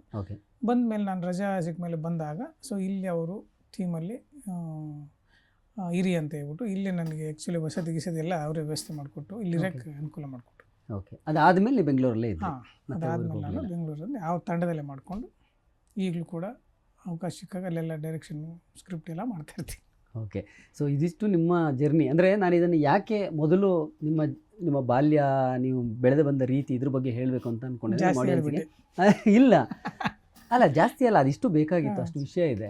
ಅಂದರೆ ಎಲ್ಲರೂ ಅಂದ್ಕೊಳ್ತಾರೆ, ಕಲಾವಿದರು ಯಾವುದೋ ಒಂದು ಕಾರ್ಯಕ್ರಮದಲ್ಲೋ ಸಿನಿಮಾದಲ್ಲೋ ಒಂದು ಪಾತ್ರದ ಮೂಲಕ ಅವರಿಗೆ ನೇಮು ಫೇಮು ಸಿಕ್ಕಾಗ ತಕ್ಷಣಕ್ಕೆ ಒಂದು ಯಶಸ್ಸು ಸಿಕ್ಕಿಬಿಡ್ತು ಅಂತ. ಇವತ್ತು ಬರೋರಿಗೆ ಇದೆಲ್ಲವೂ ಒಂದು ಪಾಠ, ಇದೊಂದು ಕಲಿಕೆ. ಅದರ ಹಿಂದೆ ಬಹಳಷ್ಟು ಪರಿಶ್ರಮ ಇರುತ್ತೆ ಅವರು ಬೆಳೆದು ಬಂದ ಹಾದಿ. ಈಗತ್ತು ಜಿ ಅಂದರೆ ಗೋವಿಂದೇ ಗೌಡ ಅಂದಾಗ ನಮ್ಮ ಆಡಿಯನ್ಸಿಗೆ ಗೊತ್ತಾಗೋದು ಒಂದು ಕಾಮಿಡಿ ಕಿಲಾಡಿಗಳು ಅಂತಾರೆ, ಇಲ್ಲ KGF ಅಂತಾರೆ. ಆ ಹೆಸರು, ಆ ಜನಪ್ರಿಯತೆ, ಆ ಯಶಸ್ಸು, ಅದೆಲ್ಲವೂ ಆ ಒಂದು ಸಿನಿಮಾ, ಒಂದು ಕಾರ್ಯಕ್ರಮದಿಂದಲೇ ಸಿಕ್ಕಿದ್ದಲ್ಲ, ತಕ್ಷಣಕ್ಕೆ ಸಿಕ್ಕಿದ್ದಲ್ಲ. ಅದರ ಹಿಂದೆ ಇಷ್ಟು ಸುದೀರ್ಘವಾದಂತಹ ಜರ್ನಿ, ಅನುಭವಗಳ ಒಂದು ದೊಡ್ಡ ಮೂಟೆ ಇರುತ್ತೆ. ಸೊ ಅದೆಲ್ಲವೂ ಆದಮೇಲೆ ಅಲ್ಲಿಗೆ ಬರುತ್ತೆ. ಆವಾಗಲೇ ಹೇಳ್ತಾ ಇರುವಾಗ ನೀವು ಒಂದು ವಿಚಾರ ಬಹಳ ಕಾಮಿಡಿಯಾಗಿ ಹೇಳಿದ್ರಿ. ಬಟ್ ಒಬ್ಬ ಕಲಾವಿದ ಹೇಗೆ ಅದ್ಭುತ ಕಲಾವಿದ ಆಗಿ ರೂಪುಗೊಳ್ತಾನೆ, ಅಥವಾ ಒಬ್ಬ ಹಾಸ್ಯ ಕಲಾವಿದ ಆಗಿ ರೂಪುಗೊಳ್ತಾನೆ ಅಂದರೆ ತನ್ನ ಜೀವನದಲ್ಲಿ ಆದಂಥ ಅನುಭವಗಳನ್ನೇ ಪಾಠ ಅಂದುಕೊಂಡಾಗ, ಅದನ್ನೇ ಕಲಿಕೆ ಅಂತ ಅಂದುಕೊಂಡಾಗ ಮಾತ್ರ ಅದು ಸಾಧ್ಯ ಆಗುತ್ತೆ. ನೀವು ಅವಾಗಲೇ ಹೇಳಿದ್ರಿ ಕೆಂಪಂಗಿ ಗೋವಿಂದ ಅಂತ ಕರೀತಾ ಇದ್ರು ಅಂತ. ಸೊ ಅವತ್ತಿಗೆ ನೀವು ಬಡತನವನ್ನಂದರೆ ಕಷ್ಟದ ದಿನಗಳನ್ನು ನೋಡಿದಿರಿ. ಒಂದು ಶರ್ಟ್ ಇಟ್ಕೊಂಡು ಬಾಲ್ಯದಲ್ಲಿ ಕಳೀತಾ ಇದ್ದಂಥ ಕಾಲ. ಅದನ್ನ ನೀವು ಒಂದು ಅನುಭವದ ರೀತಿಯಲ್ಲಿ, ಒಂದು ಹಾಸ್ಯದ ರೀತಿಯಲ್ಲಿ ಹೇಳಿದ್ರಿ ಅದನ್ನ, ಅಲ್ವಾ? ಆ ಥರದ್ದು ಸುಮಾರು ಆಗಿದೆ ಸರ್ ನಮಗೆ. ಆ್ಯಕ್ಚುಲಿ ಈಗ ನೋಡಕ್ ಹೋದ್ರೆ ನಮ್ಮ ತಂದೆ ತಾನೇ ಓದಿಸೋ ಪರಿಸ್ಥಿತಿಯಲ್ಲಿ ಇರಲಿಲ್ಲ. ಅಷ್ಟು ಕಷ್ಟ ಆಯ್ತು. ಹೌದು. ಅದು ಇವತ್ತಿನ ಜನರೇಷನ್ಗೆ ಬಹಳ ಮುಖ್ಯವಾಗಿ ಬೇಕಾಗಿರೋಂಥ ಓದಿಸೋ ಪರಿಸ್ಥಿತಿಯಲ್ಲಿ ಇರಲಿಲ್ಲ. ಬಟ್ ನನಗೆ ಸ್ಕೂಲ್ಗೆ ಹೋಗಿ ಭಾಳ ಆಸಕ್ತಿ. ನಾನು ಸ್ಕೂಲ್ ಬಿಡಿಸ್ಬೇಕು ಅಂದ್ರೆ ಕಷ್ಟ. ನಮ್ಮ ತಂದೆ ಸ್ಕೂಲಿಗೆ ಬಂದ್ಬಿಟ್ಟು ಇವತ್ತೊಂದಿನ ಕರ್ಕೊಂಡೋಗ್ತೀನಿ ಕೂಲಿ ಮಾಡೋಕ್ಕೆ ಅಂತ ಹೇಳ್ಬಿಟ್ಟು ಕರ್ಕೊಂಬರ್ಬೇಕಿತ್ತು ಮೇಷಿನ್ ಸ್ಕೂಲಿಂದ. ಎಷ್ಟು ಜನ ಮಕ್ಕಳು ನೀವು? ನಾನು, ನಮ್ಮ ಅಣ್ಣ, ನಮ್ಮ ಅಕ್ಕ, ನಾನು 3 ಜನ. ನೀವು ಕೊನೆಯವರು? ನಾನು ಕೊನೆಯವರು. ಸೊ ಅಷ್ಟು ಕಷ್ಟ ಇತ್ತು ಸರ್. ಹಂಗೆ ಅಂದ್ರೆ ಅಷ್ಟು ಆಸಕ್ತಿ ಇತ್ತು ನನಗೆ ಸ್ಕೂಲ್ಗೆ ಹೋಗೋದಕ್ಕೆ. ಆಸಕ್ತಿ ನೋಡಿನೇ ನಮ್ಮ ತಾಯಿ ಏನು ಹೇಳೋರು, ಇಲ್ಲ ಓದಿಸ್ಬೇಕು ಹೆಂಗಾರ ಮಾಡಿ ಕಷ್ಟಪಟ್ಟು. ಸುಮಾರು ಜನ ಹೇಳಿದ್ರು ಅವ್ರಿಗೆ, ಅಕ್ಕಪಕ್ಕದವರು ರಿಲೇಟಿವ್ ಇರ್ತಾರಲ್ಲ, ಕರೆಕ್ಟ್, ಯಾಕೆ ಓದಿಸ್ತೀಯಾ, ಕೂಲಿ ಕರ್ಕೊಂಬರ ಅವ್ನಿಗೂ 10 ರೂಪಾಯಿ ಸಿಗುತ್ತೆ ಕರ್ಕೊಂಬ ಅಂತ ಹೇಳೋರು. ಅವಾಗಿನ ಲೆಕ್ಕಾಚಾರ ಆಗಿತ್ತು. 10 ರೂಪಾಯಿ ಒಂದು ದಿನಕ್ಕೆ ಕೂಲಿಗೆ ಕರ್ಕೊಂಬ, ಕೂಲಿಗೆ ಸಿಗ್ತದಲ್ಲ ಅಂತ ಹೇಳೋರು. ಇಲ್ಲ ಅವ್ನು ಓದಿಸ್ತೀನಿ ನಾನು ಅಂತ ನಮ್ಮ ತಾಯಿ ಆಟ, ಅಷ್ಟು ಆಟ ಮಾಡಿ ಓದಿಸ್ಯಾರ ಅವರು. ಸೊ ನಮ್ಮ ಅಣ್ಣನೂ ಹಂಗೆ ಓದಿಸಿದ್ರು. ತಾಯಿನ ನೀವು ಬಹಳ ಇದು ಮಾಡಬಹುದು ನಿಮ್ಮ ಜೀವನದಲ್ಲಿ. ಅವ್ರಿಲ್ಲ ಅಂದಿದ್ರೆ ಭಾಳ ಕಷ್ಟ ಆಯ್ತು. ಯಾರಾದ್ರೊಬ್ಬರು ನಂಬೋರು ಬೇಕು ಗಟ್ಟಿಯಾಗಿ, ಅಲ್ವಾ ಸರ್? ಅವ್ರು ಎಷ್ಟು ನಮ್ಗೆ ಒಂದಲ್ಲ ಒಂದಿನ ಅವು ನಮ್ಮನ್ನೆಲ್ಲ ಸಾಕೋದು ಇವನೇನೆ. ಆಮೇಲೆ ಒಂದಲ್ಲ ಒಂದಿನ ನೋಡಿ ಅವ್ನು ಕಾರ್ ತಗೊಂಡ್ಬರ್ತಾನೆ ಊರಿಗೇನವರು. ಬಟ್ ಏನಂದರೆ ನಾವು ಕಾರ್ ತಗೊಂಡು ಊರಿಗೆ ಹೋಗೋಷ್ಟರಲ್ಲಿ ಅವ್ರು ಇರಲಿಲ್ಲ. ಅದು ಅಮ್ಮ ಆಗಿದ್ದು ಅವರು ಅದೇ 2003 ಸರ್, 3-4. ಓಕೆ, ಆಗಲೇ ಬಹಳ ವರ್ಷ ಹಿಂದೆ ನೀವು ಬೆಂಗಳೂರಿಗೆ ಬಂದು. ನಾನು ಡಿಗ್ರಿ ಮಾಡ್ತಿರುವ. ನಮ್ಮ ಅಣ್ಣನೂ ಕೂಡ, ಅವರು ಕೂಡ ಒಳ್ಳೆ ಬರಹಗಾರರು. ಅವ್ರಿಗೂ ಕೂಡ ಒಳ್ಳೆ ಆಸಕ್ತಿ, ಸಾಹಿತ್ಯ ಆಸಕ್ತಿ. ಹೌದಾ? ಕಥೆ ಕವನಗಳನ್ನೆಲ್ಲ ಬರೆಯೋರು. ಇವಾಗಲೂ ಕೂಡ ಬರೀ ಅದು ಕೂಡ ಒಂದು ರೀತಿಲಿ ಅಂದರೆ ಮನೆಯಲ್ಲಿ ಆ ಥರದವ್ರು ಇದ್ದಾಗ ಏನಾಗುತ್ತೆ, ವಾತಾವರಣ ಆ ಥರ ಇದ್ದಾಗ. ಹೌದು. ಆಮೇಲೆ ನಮ್ಮ ಅಕ್ಕನೂ ಜಾನಪದ ಹಾಡುಗಾಡ್ಸಿ. ಸೊ ಹಂಗಿದ್ರೆ ಇಡೀ ಕುಟುಂಬನೇ ನಿಮ್ದು ಕಲಾ ಅಂದರೆ ಅದಕ್ಕೋಸ್ಕರ ಅಂತ ಅಲ್ಲ, ಬಟ್ ಆದ್ರೆ ಒಂದು ಆಸಕ್ತಿ ಇದೆಯಲ್ಲ, ವೆರಿ ವೆರಿ ಇಂಪಾರ್ಟೆಂಟ್. ನಮ್ಮ ಅಕ್ಕನೂ ಒಳ್ಳೊಳ್ಳೆ ಕಥೆಗಳನ್ನ ಹೇಳೋರು. ಆಮೇಲೆ ಕತೆ ಕಟ್ಟಿ ಹೇಳೋರು. ಅಂದರೆ ಕಟ್ಟಿ ಹೇಳೋರು ಅನ್ನೋದಕ್ಕೆ ಒಂದು ಎಕ್ಸಾಂಪಲ್ ಕೊಡ್ತೀನಿ. ಒಂದ್ಸಲ ನಂದು ಇಲ್ಲಿ ಬೆಂಗಳೂರಲ್ಲಿದ್ದಾಗ ನಮ್ಮ ಅಕ್ಕನಿಗೂ ಹುಷಾರಿಲ್ದಂಗೆ ಆಯಿತು. ನಂದು ಕೂಡ ಫೈನಾನ್ಸಲ್ಲಿ ತುಂಬ ಸಫರ್ ಆಗಿದೆ. ನನ್ನ ಸಿನಿಮಾ ಡೈರೆಕ್ಷನ್, 2 ಸಿನಿಮಾ ಡೈರೆಕ್ಷನ್ ಮಾಡಿದ್ವಿ. ಫುಲ್ಲು ಇದಾಯಿತು. ಅಷ್ಟೊತ್ತಿ ನಮ್ಮ ತಾಯಿನೂ ಎಕ್ಸ್ಪರ್ಟ್ ಆಗಿದ್ದರು. ತುಂಬ ಬೇಜಾರಾಗಿ, ಸೊ ಏನು ಮಾಡಿದ್ರು ಸಕ್ಸಸ್ ಆಗ್ತಿಲ್ವಲ್ಲ, ಒಂದು ಅಂತ ಬರುತ್ತಲ್ಲ. ಫೈನಾನ್ಷಿಯಲ್ ತುಂಬ ಬೇಡ ಸವಾಸನೆ ಬೇಡ, ನಾನು ಸಿನಿಮಾನೇ ಬೇಡ, ಏನು ಬೇಡ, ಇಲ್ಲಿಂದ ಬೇರೆ ಕಡೆ ಎಲ್ಲರ ಬಾಂಬೆಗೆ ದುಡ್ಕೊಂಬಿಡೋಣ, ಬೇಕು ಹೋಗ್ಬಿಡೋಣ, ಇಲ್ಲ ಕೆಲಸಕ್ಕೆ ಅಂತ ಡಿಸೈಡ್ ಮಾಡಿ ತುಂಬ ಬೇಜಾರಲ್ಲಿ ಕೂತಿದ್ದೆ. ಆ ಟೈಮಲ್ಲಿ ಒಂದು ಸಿನಿಮಾ ರಿಲೀಸ್ ಆಗಿ ಫೇಲ್ಯೂರ್ ಆಗಿತ್ತು. ಅವಾಗ ನಮ್ಮ ಅಕ್ಕ ಫೋನ್ ಮಾಡಿ, ಯಾಕಪ್ಪ ಇಷ್ಟೊಂದು ಬೇಜಾರು ಮಾಡ್ಕೋಬೇಡ ಅಂತೇಳಿ ಒಂದು ಚಿಕ್ಕ ಕತೆ ಹೇಳಿದ್ರು. ನೋಡಿ, ಇದು ಅವರೇ ಹೇಳಿರೋದು, ಕ್ರಿಯೇಟ್ ಮಾಡಿ. ಏನಂದರೆ ನೋಡಿ, ಇವಾಗ ಒಂದು ಕಾರ್ ತೊಗೊಂಬರ್ತೀವಿ ಮನೆಗೆ. ಕಾರ್ ತೊಗೊಂಬಂದಾಗ ನಮ್ಮ ಮನೇಲಿ ಮಗು ಇರ್ತದೆ, ಅದು ಕೇಳುತ್ತೆ, ಹಠ ಮಾಡುತ್ತೆ ಕೊಡು ಅಂತ. ನಾವು ಕೊಡ್ತೀವ? ಕೊಡಲ್ಲ. ಯಾಕೆ? ತಗೊಂಡೋಗಿ ಕೀ ಸ್ಟಾರ್ಟ್ ಮಾಡಿ ಏನಾರು ಮಾಡಿ ಅನಾಹುತ ಮಾಡ್ಕೊಳ್ಳಲ್ವಾ, ಅದಕ್ಕೆ ಕೊಡಲ್ಲ. ಮುಂದೊಂದಿನ ಅದಕ್ಕೆ ಡ್ರೈವಿಂಗ್ ಕಲಿಸ್ತೀವಿ ಬುದ್ಧಿ ಬಂದಾಗ. ಆಮೇಲೆ ಡ್ರೈವಿಂಗ್ ಬಂದಮೇಲೆ ನಾವೇ ಕಾರ್ ಓಡಿಸುವಂಥ ಬಲವಂತ ಕೀ ಕೊಡ್ತೀವಿ, ಅದು ಓಡಿಸುತ್ತೆ ಚೆನ್ನಾಗಿ, ಅಲ್ವಾ? ಅಂದರೆ ಅವ್ನು ನಮಗೆ ಗೊತ್ತಾಗುತ್ತೆ, ಇವನು ಡ್ರೈವಿಂಗ್ ಬರುತ್ತೆ, ಓಡಿಸ್ತಾನೆ ಅನ್ನೋ ಕಾನ್ಫಿಡೆನ್ಸ್ ನಮಗೆ ಬರುತ್ತೆ, ಅವಾಗ ಕೊಡ್ತೀವಿ. ಸೊ ನಿನಗೆ ಸಕ್ಸಸ್ಸನ್ನು ಡ್ರೈವಿಂಗ್ ಬರಬೇಕಪ್ಪ, ಸಕ್ಸಸ್ನ ಬ್ಯಾಲೆನ್ಸ್ ಮಾಡೋ ಡ್ರೈವಿಂಗ್ ಬರೋವರೆಗೂ ನಿನಗೆ ದೇವ್ರು ಕೀ ಕೊಡಲ್ಲ ನಿನಗೆ ಅಂತ. ಅದ್ಭುತ ಮಾತು. ಯಾಕೆ ಯೋಚನೆ ಮಾಡ್ತೀಯ? ನಿನಗಿನ್ನೂ ಆ ಡ್ರೈವಿಂಗು ಬ್ಯಾಲೆನ್ಸ್ ಮಾಡೋದು ಗೊತ್ತಿರಲ್ಲ, ಅದಕ್ಕೆ ದೇವ್ರು ಕೀ ಕೊಡಲ್ಲ ನಿನಗೆ, ಬೇಜಾರು ಮಾಡ್ಕೊಳ್ಳ. ಎಷ್ಟು ತೂಕವಾಗಿರ್ತಕ್ಕಂಥದ್ದು ಹೇಳ್ತಕ್ಕಂಥ. ಓಕೆ, ನೀವು ನಟರಾದ ಮೇಲೆ ನಿರ್ದೇಶನದಲ್ಲಿ ಆಸಕ್ತಿ ಬೆಳೆಸ್ಕೊಂಡಿದ್ದ ಅಥವಾ ಹೇಗೆ ಅದು? ಇಲ್ಲ, ಫಸ್ಟು ಡೈರೆಕ್ಷನಲ್ಲೇ, ಅಂದರೆ ಬರವಣಿಗೆ ಇತ್ತಲ್ಲ, ಬರವಣಿಗೆ ಇತ್ತು. ನಾನು ಇಲ್ಲಿ ಡೈರೆಕ್ಷನ್ ಮಾಡ್ತಾ ಕೆಲವೊಂದು ನಾಟಕದಲ್ಲಿ ಈಗ ಕೆಲವು ಲೀಡ್ ರೋಲ್ ಬರೋದು. ಲೀಡ್ ರೋಲ್ ಬಂದಾಗ ಏನು ಮಾಡೋದು, ಕೆಲವು ಪಾತ್ರಗಳನ್ನ ಆಯ್ಕೆ ಮಾಡ್ತಾ ಇದ್ವಿ. ನಮ್ಮ ಎಸೆನ್ಸ್ಗೆ ಅವ್ರು ಮಾಡ್ತಿರ್ಲಿಲ್ಲ.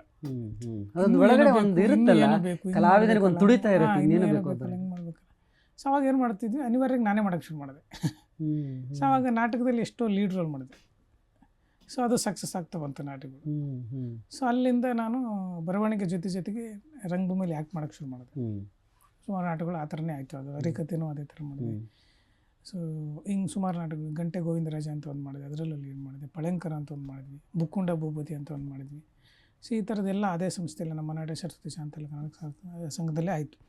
ಅದಾದಮೇಲೆ ನಾನು ವಿ ಮನೋಹರ್ ಸರ್ ಇದ್ರಲ್ಲ, ಅದನ್ನು ಕೇಳೋಣ ಅನ್ಕೊಂಡೆ. ವಿ ಮನೋಹರ್ ಸರ್ ಗರಡಿಯಿಂದ ಬಹಳಷ್ಟು ಜನ ಯುವ ಪ್ರತಿಭೆಗಳು ಬಂದಿದ್ದಾರೆ. ಅವರು ಹಂಗೆ ಅಲ್ವ ಸರ್, ಬಹುಮುಖ ಪ್ರತಿಭೆ. ಕಾಶಿನಾಥ್ ಅವರು ಗರಡಿಯಿಂದ ಬಂದವರು, ಅವರು ಅಲ್ಲಿಂದ ಬಂದರು. ಅವರು ಒಂದಷ್ಟು ಜನರಿಗೆ ಅದನ್ನ ಪಾಸ್ ಮಾಡೋದು. ಎಲ್ಲಿ ವಿ ಮನೋಹರ್ ಅವ್ರು ನಿಮಗೆ ಸಿಕ್ಕಿದ್ದು ಅಂತ? ಅದೇ ನಾನು ಈ ಥಿಯೇಟ್ರ್ ಮಾಡ್ತಾ ಇದ್ವಲ್ಲ ಸರ್, ಥಿಯೇಟ್ರ್ ಮಾಡ್ತಾನೆ ಸೊ ನಾನು ಸಿನಿಮಾ ರಂಗಕ್ಕೆ ಪ್ರಯತ್ನ ಮಾಡ್ತಾ ಇದ್ದೆ. ಸೊ ಅಂಥ ಪ್ರಯತ್ನದಲ್ಲಿದ್ದಾಗ ನನಗೆ ಒಂದು ಸಲ ಈ ಅಶ್ವಿನಿ ಸ್ಟುಡಿಯೋ ಇತ್ತು ಅವಾಗ ಹೌದು. ವಿಜಯನಗರದಲ್ಲಿ, ಇವಾಗ ಗೊತ್ತು ಈಗಿಲ್ಲ. ಸೊ ಅಲ್ಲಿ ಅಶ್ವಿನಿ ನಾನು ರಾಮಪ್ರಸಾದ್ ಅವರು. ಯಾರಾದರೂ ಸಿಗ್ತಾರ ಅಂತ ಅವಾಗ ಹೋಗ್ತಾ ಇದ್ದೆ. ಸೊ ಅಲ್ಲಿ ಹೋದಾಗ ಮನೋಹರ್ ಸರ್ ಪರಿಚಯ ಆಗಿತ್ತು, Ashwini studio. Ashwini studio. Okay. ಅವರು ಎಷ್ಟು ಆತ್ಮೀಯವಾಗಿ ಮಾತಾಡ್ಸಿದ್ರು ಅಂದರೆ ನನಗೆ ಒಂದು ಕಾನ್ಫಿಡೆನ್ಸ್ ಲೆವೆಲ್ ಜಾಸ್ತಿ ಆಯ್ತು ನನಗೆ. ಸರ್ ಮಾತಾಡಿದ್ದು ಅವ್ರ ಆತ್ಮೀಯತೆ. ಸರ್ ನಾನು ಹಿಂಗೆ ಬರಿತೀನಿ ಸರ್, ಲಿರಿಕ್ಸ್ ಎಲ್ಲ ಬರಿತೀನಿ, ಹಿಂಗೆ ನಾಟಕದಲ್ಲೆಲ್ಲ ಮಾಡ್ತೀನಿ, ನಾನು ರಂಗಭೂಮಿಲಿದ್ದೀನಿ, ಹಾಗೆ. ಹೌದಾ, ನಾಳೆ ಮನೆಗೆ ಬಾ ಅಂತೇಳಿ ನಂಬರ್ ಕೊಟ್ಟರು ನಾನು. ಓಕೆ. ಮಾರನೇ ದಿನ ಬೆಳಿಗ್ಗೆ ಫೋನ್ ಬರ್ತೀನಿ ಸರ್ ಅಂತ ಫೋನ್ ಮಾಡಿದೆ. ಇಲ್ಲಿಗೆ ಟಿಫನಿಗೆ ಬಂದ್ಬಿಡಮ್ಮ ಅಂದರು. ಅದು ಅಲ್ಲಿ ಹೋಗಿ ಊಟ ಮಾಡಿಸ್ಕೊಂಡು ಅವರು ಆತ್ಮೀಯತೆಯಿಂದ ಮಾತಾಡಿಕೊಂಡು, ಆಮೇಲೆ ಲಿರಿಕ್ಸ್ ಎಲ್ಲ ಬರಿತೀಯ ನೀನು ಹಾಗೆ ಅಂತ ಕೇಳ್ಬಿಟ್ಟು. ಸೊ ಅವರು ಟಾಪಲ್ಲಿ ಇದ್ದವ್ರು ಅವಾಗ. ಹೌದು. ಹಾಂ. ಸೊ ಆ ಟೈಮಲ್ಲಿ ಅವ್ರಿಗೆ ಲಿರಿಕ್ಸ್ಗಳು ತುಂಬ ಸಿನಿಮಾದ ಬರೋದಲ್ಲ. ಸೊ ಅವ್ರು ಟ್ಯೂನ್ ನನಗೆ ಕೊಡೋರು, ಹಿಂಗೆ ಬರಿಬೇಕು ಅಂತ ಹೇಳೋರು. ಸೊ ಆಮೇಲೆ ತಪ್ಪಿದ್ರೆ ತಿದ್ದವರು. ಓಕೆ. ಎಲ್ಲ ತಿದ್ದುಬಿಟ್ಟು ಸೊ ಅವರು ಒಂದು ವರ್ಷನ್ ಮಾಡೋರು. ಸರ್ ಡೈರೆಕ್ಟರ್ ಹತ್ರ ಪ್ರೊಡ್ಯೂಸರ್ ಹತ್ರ ಹೋದಾಗ ಫಸ್ಟ್ ವರ್ಷನ್ ನಂದಿಡೋರು ಮೇಲೆ ಪ್ಯಾಡಲ್ಲಿ. ಓಕೆ. ಫಸ್ಟ್ ನನ್ನ ತೋರಿಸೋರು. ಅದು ಓಕೆ ಆದರೆ ನಂದೇನೆ, ಇಲ್ಲ ಅಂದರೆ ನಾನು ಬರ್ದಿದ್ದೀನಿ ಅಂತ. ಎಂತ ಅದ್ಭುತ ನೋಡಿ. ಅದು ಒಬ್ಬ ಮೆಂಟರು ಅಥವಾ ಒಬ್ಬ ಗುರು ಹೇಗಿರ್ಬೇಕು ಅಂದರೆ ಹೀಗಿರ್ತಾರೆ, ಅಲ್ವಾ? ಹೌದು. ಸೊ ಆ ಥರ ಅವರು ನನಗೆ ಸಖತ್ ಎನ್ಕರೇಜ್ ಮಾಡಿದ್ರು. ಅವ್ರ ಹತ್ರ ಸುಮಾರು ಕೆಲಸ ಮಾಡಿದ್ರು. ಅದ್ಭುತ. ಹಾಂ. ಸೊ ಅಲ್ಲಿಂದ ನನಗೆ ಅವರೇ ಗಣನ ಪರಿಚಯ ಮಾಡಿಕೊಟ್ರು. ಅವರು ನಿಮಗೆ ಪರಿಚಯ ಮಾಡಿಕೊಟ್ಟಿದ್ದು. ಓಕೆ. ಎಷ್ಟು ವರ್ಷ ಮನೋಹರ್ ಜೊತೆ ಇದ್ರಿ ನೀವು? ಇದ್ದೆ ಸರ್, ಒಂದು 5-6 ವರ್ಷ ಇದ್ದು. 5-6 ವರ್ಷ ಇದ್ರಾ? ಯಾವುದೆಲ್ಲ ಪ್ರಮುಖವಾದ ಸಿನಿಮಾಗಳಿಗೆ ಅವ್ರ ಜೊತೆಲಿ ಕೆಲಸ ಮಾಡಿದ್ದು ನೆನಪಿದೆ? ಸೊ ಆ ಟೈಮಲ್ಲಿ ಮೆರವಣಿಗೆ ನಡೀತಿತ್ತು ಸರ್. ಓಕೆ. ಆಮೇಲೆ ವಿಜಯರಾಘವೇಂದ್ರ ಸರ್ದು, ರಾಮಚಂದ್ರ ಸರ್ದು ಒಂದು ಬಂತಲ್ಲ ಸರ್, ಪ್ರೇಮ ವಿವಾಹದಿರುವ ಸುಖ ಅಂತ ಕಣ್ಮುಂದೆ ಬಂತು ನನಗೆ. ಅದು ಆ ಸಿನಿಮಾ ಸುಮಾರು ಮಾಡಿದ್ದು ಸರ್ ಆ ಥರದ್ದು. ಅದಾದಮೇಲೆ ಅದೇ ಹಿಂಗೆ ಒಂದು ಸಿನಿಮಾದಲ್ಲಿ ವರ್ಕಿಗೆ ಬಂದ, ಈ ಪ್ರಸಾದ್ ಸ್ಟುಡಿಯೋಗೆ, ಕಂಠೀರ್ ಸ್ಟುಡಿಯೋದಲ್ಲಿ ಪ್ರಸಾದ್ ಸ್ಟುಡಿಯೋ ಇತ್ತಲ್ಲ ಅವಾಗ. ಸೊ ಅಲ್ಲಿ ಬಂದಾಗ ಜಗಣ್ಣವ್ರು ನಿಂಗೆ ಪರಿಚಯ ಮಾಡಿಕೊಟ್ರು. ತುಂಬ ಚೆನ್ನಾಗಿ ಬರೀತಾನೆ ಹಾಗೆ ಅಂತ ಹೇಳ್ಬಿಟ್ಟು, ಒಳ್ಳೆ ರೈಟ್ರು. ಆಕ್ಟ್ರು ಅಂತಲ್ಲ, ರೈಟ್ರು ಅಂತಾನೆ ಅವಾಗ. ಅದೇ ನೀವು ಪರಿಚಯ ಆಗಿದ್ದೇ ರೈಟ್ರು ಅಂತ. ಓಕೆ. ಅದೇನೋ ಬರೀತೀಯನೋ ಹಂಗಾರೆ ನಾಳೆ, ಆವಾಗ ಕಸ್ತೂರಿಲಿ ಟಾಕ್ ಆಫ್ ದಿ ಟೌನ್ ನಡೀತಾ ಇತ್ತು. ನಾಳೆ ಬಂದ್ಬಿಡು ಒಂದು ಕಾರ್ಯಕ್ರಮ ಇದೆ ಅಂತ ಅಲ್ಲಿಂದ ಕರ್ಕೊಂಡೋದ್ರು. ಸೊ ಅಲ್ಲಿ ಬರ್ಸಿದ್ರು. ಕೆಲವೊಂದು ವಿಚಾರಗಳು ಬೇಕಿತ್ತು ಅವ್ರಿಗೆ, ಬರ್ಕೊಟ್ಟೆ. ಚೆನ್ನಾಗಿ ಬರುತ್ತೆ ಕಣ ನೀನು, ನನ್ನ ಜೊತೆನೇ ಇರಬೇಕಲ್ಲ, ನೀನು ಅವೈಲೇಬಲ್ ಇರಬೇಕು ಯಾವಾಗಲೂ ಅಂತ ಹೇಳ್ಬಿಟ್ಟು, ನಮ್ದೊಂದು ರೂಮ್ ಇದೆ ಇಲ್ಲಿ ಇರೋ ಅಂತ ಹೇಳ್ಬಿಟ್ಟು ಅಲ್ಲೇ ಇರಿಸ್ಕೊಂಡ್ರು. ಓಕೆ. ಸೊ ಹಂಗೆ ನಮಗೆ ರಂಗಭೂಮಿ ಅದು ಕೆಲಸಗಳಿಲ್ದಾಗ ಇಲ್ಲಿ ಸಿನಿಮಾದ ಕೆಲಸ, ಅವ್ರ ಜೊತೆ ಕೆಲಸ. ಆಮೇಲೆ ಅವರು ಒಂದು ಸಿನಿಮಾ ಮಾಡಿಲ್ಲ, ಬಾಡಿ ಗಾರ್ಡ್, ಅದಕ್ಕೆ ಅಸಿಸ್ಟೆಂಟ್ ಡೈರೆಕ್ಟರ್ ಆಗಿ, ಸೊ ರೈಟರ್ ಆಗಿ. ಸೊ ಈ ಥರದ ವರ್ಕ್ಗಳು ಮಾಡ್ತಾಯಿದ್ದೆ. ಅದ್ರ ಜೊತೆಗೆ ಅವರೇ ಇನ್ನೊಬ್ಬರಿಗೆ ಪರಿಚಯ ಮಾಡಿಕೊಟ್ರು. ಸ್ಟುಡಿಯೋದಲ್ಲಿ ಪ್ರವೀಣ್ ಇಂಜಿನಿಯರ್ ಅಂತ ಅವರು ಒಂದು ಸಿನಿಮಾ ಮಾಡಿದ್ರು, ತೆಲುಗು ಅವರು. ಸೊ ಅವರೊಂದು ಅಭಿಮಾನಿ ಅಂತ ಒಂದು ಸಿನಿಮಾ ಮಾಡಿದ್ರು. ರಾಹುಲ್ ಅಂತ ಒಬ್ಬ ಹುಡುಗ ಹೀರೋ ಆಗಿ ಆ್ಯಕ್ಟ್ ಮಾಡಿದ್ದಲ್ವ ಅದು? First YouTube anchor. ಅದಕ್ಕೆ ಅಸಿಸ್ಟೆಂಟ್ ಡೈರೆಕ್ಟರ್ ಆಗಿ ಸೇರಿಸಿದ್ರು ಮನೋಹರ್ ಸರ್. ಅವ್ರಿಗೆ ಇಷ್ಟ ಆಯ್ತು ನನ್ನ ರೈಟಿಂಗ್ ಎಲ್ಲ. ಅವರು ಸ್ಟೋರಿಗೆಲ್ಲ ನನ್ನೇ ಕೂಡಿಸ್ಕೊಳ್ಳೋರು, ಅವ್ರ ಮನೆಗೆಲ್ಲ ಕರೆಸಿ ಡೈರೆಕ್ಟ್ರು. ಅವ್ರು ಸಖತ್ ಎನ್ಕರೇಜ್ ಮಾಡಿದ್ರು ನನಗೆ. ಫಸ್ಟಿಂದ ಸ್ಟೋರಿ ಬರ್ಸಿದ್ರು, ಡೈಲಾಗ್ ಎಲ್ಲ ಬರ್ಸಿದ್ರು. ಕುಣಿಗಲ್ ನಾಗಭೂಷಣ್ ಅವರು ಬರ್ತಿದ್ರು ಡೈಲಾಗ್. ಆಗಿದ್ರು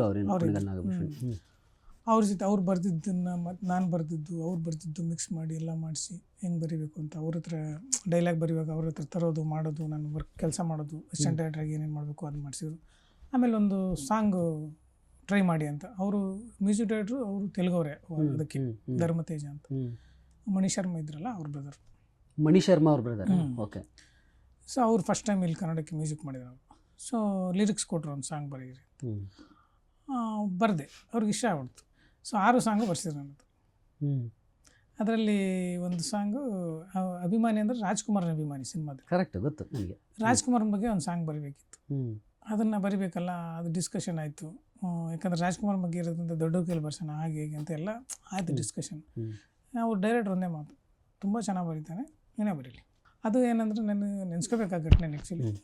ಮ್ಯೂಸಿಕ್ ಡೈರೆಕ್ಟ್ರು ಅದನ್ನು ಟ್ಯೂನ್ ಫಸ್ಟು ತಗೊಂಡೋಗಿ ಅದನ್ನ ಆಡಿಸ್ಬೇಕು ಅಂತ ಹೈದ್ರಾಬಾದಲ್ಲಿ SPB ಸರ್ ಕೈಲಿ ಆಡಿಸ್ಬೇಕು ಅಂತ ಡಿಸೈಡ್ ಆಗಿತ್ತು. ಅವ್ರಿಗೆ ಟ್ಯೂನ್ ಕೇಳಿಸಿದ್ರೆ ಅದು ಹೈ ಪಿಚ್ ಆ್ಯಕ್ಚುಲಿ.